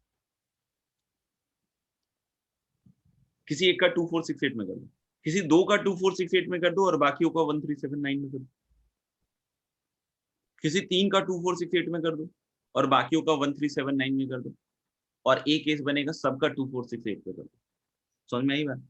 दूसरा तरीका हम कैसे कर सकते हैं इसको कि हम लोग बोल रहे हैं किसी एक का, तो NC1 से एक कोई नंबर पकड़ लिया मैंने। दूसरा मेथड देख रहे हैं, NC1 से मैंने क्या किया, एक नंबर पकड़ लिया और उसका यूनिट डिजिट मैंने किस पे रख दिया भैया, 2 4 6 8 पे। तो उसकी प्रोबेबिलिटी क्या होगी 2 4 6 8 की 4/10 की पावर n, मतलब 4/10 की पावर 1। ये लॉजिक क्लियर हो रहा है कि क्या बोला जा रहा है? Yes, sir. Yes sir. Yes sir. तो हम लोगों ने कोई एक होल नंबर पकड़ लिया और उसको हम लोगों ने NC1 से एक होल नंबर रैंडमली किसी को भी पकड़ सकते हैं, जरूरी नहीं कि इसी का 2 4 6 8 में हो, इसका भी हो सकता है, इसका भी हो सकता है, इसका भी हो सकता है। तो NC1 से हमने एक नंबर पकड़ लिया और उसका यूनिट डिजिट 2 4 6 8 पे कर दिया और बाकियों को क्या किया 1379। तो 4/10 की पावर क्या हो जाएगा n माइनस। लेकिन सिर्फ एक यही केस नहीं होगा, ऐसा भी हो सकता है कि दो नंबर को हम लोगों ने 2 4 6 8 पे क्लेम कर लिया, तो 4/10 का स्क्वायर, और बाकी जितने बच गए उन सबको 1379 से पटा दिया और लास्ट तक जाएगा तो क्या होगा कि हम लोग बोले फिर एक वही केस जो अभी डिस्कस कर रहे थे कि सबका 2 4 6 8 हो जाए। तो दिख रहा नहीं, ये सिर्फ एक मात्र केस होगा, बाकी इसके अलावा ये सारे केसेस हैं। तो अब आप देख सकते हो कि 4/10 की पावर n इज कॉमन और अंदर एक बाइनोमियल बन रहा है। क्या दिख रहा है NC1 NC2 टिल NCn। तो इसमें अगर NC0 ऐड कर दें तो 2 की पावर n होगा, तो दिस इज रिजल्ट इज 2 की पावर n माइनस। तो अब इस 4/10 को 2/5 लिख दीजिएगा, तो 4 की पावर n माइनस 2 की पावर n अपॉन 5 की पावर n। सिंप्लीफाई कर लीजिएगा मेरे ख्याल से, देख लीजिएगा। तो ये चीज फिर से यहाँ से अपन डेवलप कर सकते हैं।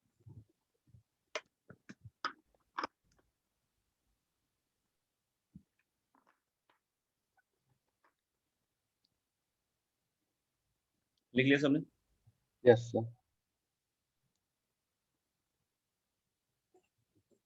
लिख लिया तो आगे बढ़ेंगे फिर। अब बोल रहा है कि Yes, sir. 5 के लिए बात करें अपन, तो 5 के लिए हम क्या सोच सकते हैं?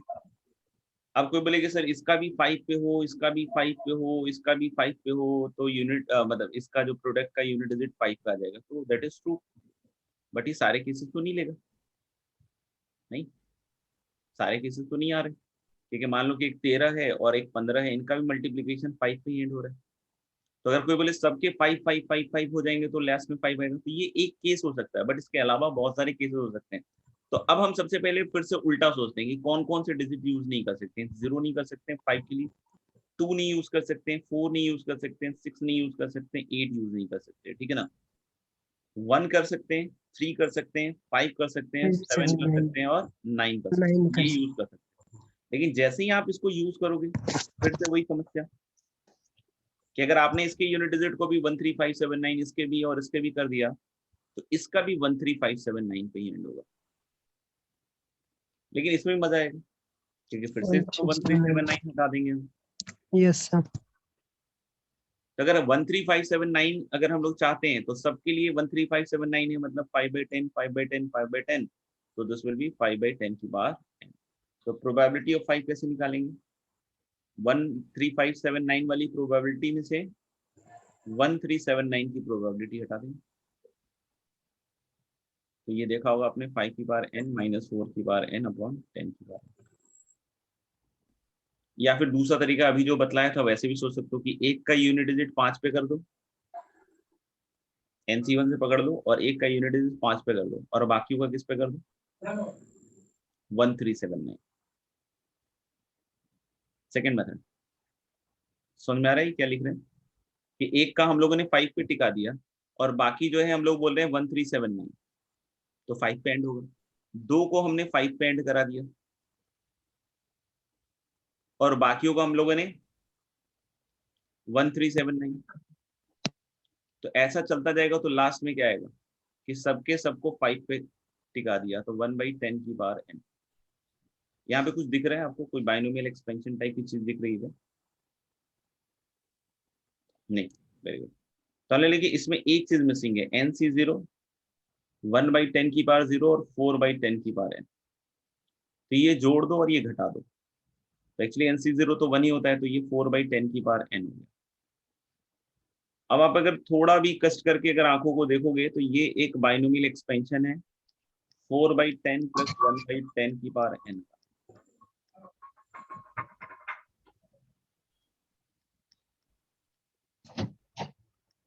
देख लीजिए, तो ये 5/10 हो गया, तो फिर से वही चीज आ जाएगी 5 की पावर n माइनस 4 की पावर n अपॉन 10 की पावर। चेक कर लीजिए। Yes sir. और 0 वाला तो बहुत इजी निकालना है, 1 में से घटा दो। अगर हम लोग 0 वाले की प्रोबेबिलिटी निकाल रहे हैं, 0 पे एंड हो रहा हो, तो हम लोग 1 में से क्या क्या हटा दें? एक तो 1 2 3 4 6 7 8 9 वाला ये निकल गया था, और एक 5 वाला। तो this is going to be 1 minus 8 की पावर n अपॉन 10 की पावर n माइनस 5 की पावर n माइनस 4 की पावर n अपॉन 10 की पावर। एलसीएम ले लो। तो अगर मैंने कुछ गलत लिख दिया हो तो देख लीजिएगा। ये लिखा था ना प्रोबेबिलिटी, या कुछ और था? यही था सर। तो ये आ जाएगा 0 के लिए प्रोबेबिलिटी।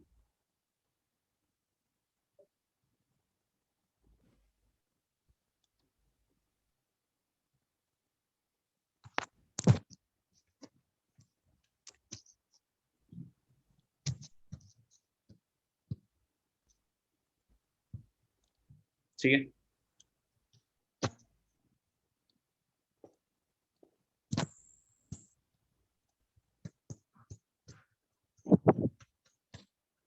बाकी इसका जो कौन सा सवाल था आपका?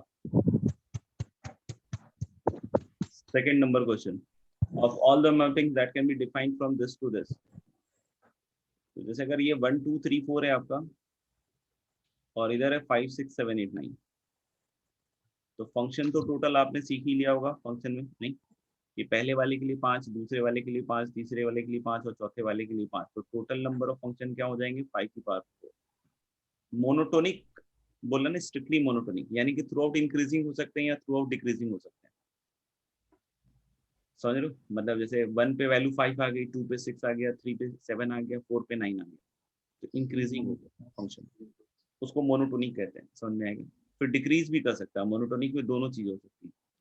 तो मैं क्या कह रहा हूँ कि 5 में से कोई भी 4 आप एलिमेंट सेलेक्ट कर लीजिए। जैसे मान लीजिए कि 5 में 4 सेलेक्ट किया आपने, 6 7 8 9 सेलेक्ट हो गया, तो 1 का 6, 2 का 7, 3 का 8 और 4 का 9 ही आएगा, या फिर उल्टा कि 1 का 9, 2 का 8, 3 का 7 और 4 का 6। मोनोटोनिक में बस दो ही केस हो सकता है, या तो थ्रू आउट इंक्रीज करें फंक्शनल वैल्यूज, या थ्रू आउट क्या करें, डिक्रीज। तो 5C4 से 4 नंबर सेलेक्ट कर लीजिए, और दो केसेस होंगे मोनोटोनिक के, या तो इंक्रीजिंग या तो डिक्रीजिंग। क्लियर है? फिर Yes, एक sir. था आपका a pair of die, a pair die is thrown 3 times, the chance sum of the 3 numbers appearing on the die is less than 11। तो ये भी काफी इजी सा ही है। जैसे आप सोचिएगा तो तीन तीन है ना, पेयर डाइस थ्रोन 3 टाइम्स। हाँ, तो एक तो देखना सोचना कि जो 3 की प्रोबेबिलिटी होगी वही 18 की प्रोबेबिलिटी होगी। ये समझ आ रहा है कि सम ऑफ द फेसेस 3 की जो प्रोबेबिलिटी होगी वही 18 की होगी। देखिए सब पे 1 1 1 हो या सब पे 6 6 6 हो, तभी ये बनेंगे। फिर अगर कोई पूछे जो 4 की प्रोबेबिलिटी होगी वही 17 की भी होगी। फिर जो 5 की होगी सोच लो, क्योंकि इसके लिए 1 1 2 होगा, 2 1 1 होगा, या 1 2 1 जो भी है, समझ में आएगा। ऐसी 17 के लिए भी होगा, 6 6 5 5, मतलब समझ में आ रहा है ना कि उसी तरीके से बिल्कुल रिलेट करेगा।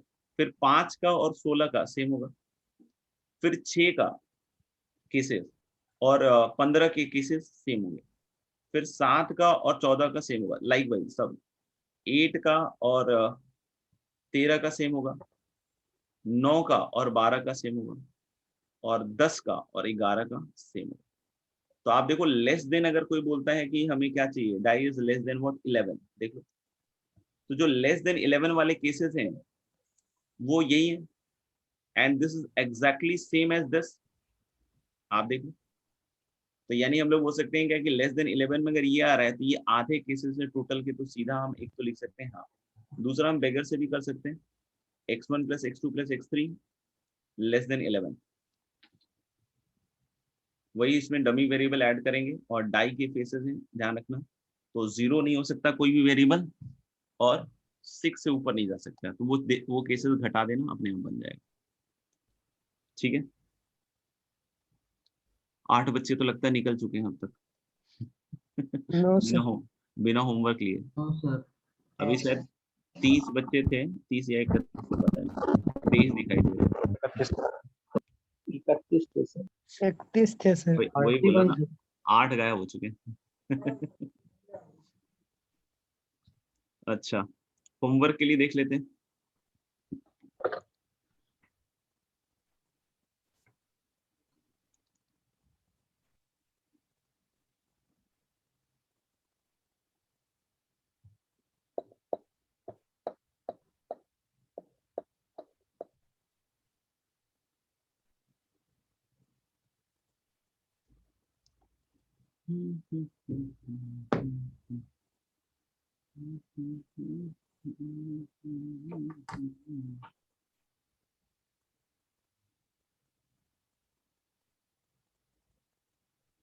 हमने 4 तक कर लिया है।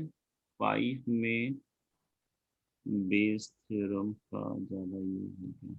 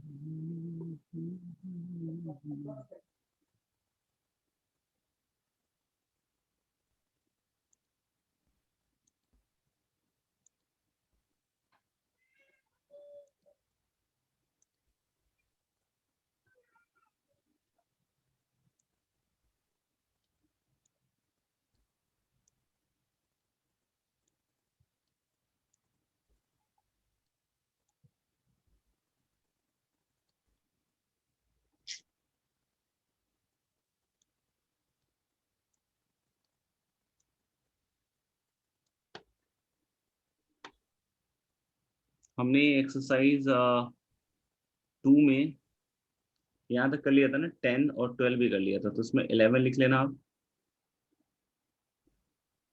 13, 14, 15, 16, 17। ठीक है, एक्सरसाइज 3J मेन,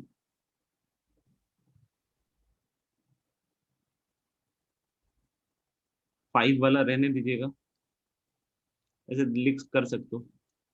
N का मतलब क्या हो गया, नंबर ऑफ ट्रायल्स यहाँ पे जो है, और P का मतलब क्या हो गया, सक्सेस।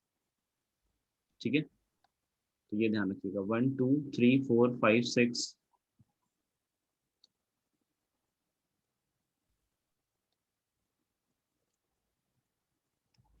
7 8 9 10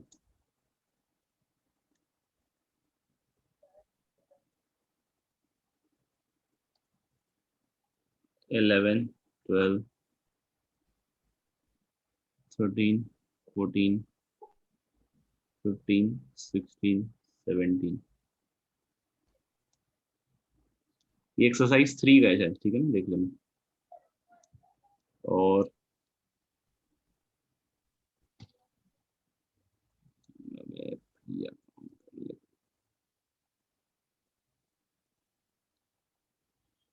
चलो इतना ही करके रुको, ठीक है, फिर बाकी देखते हैं। चलिए फिर मिलते हैं। प्रणाम sir. Thank you sir. Thank you sir. Thank you, sir. प्रणाम सर। Thank you sir.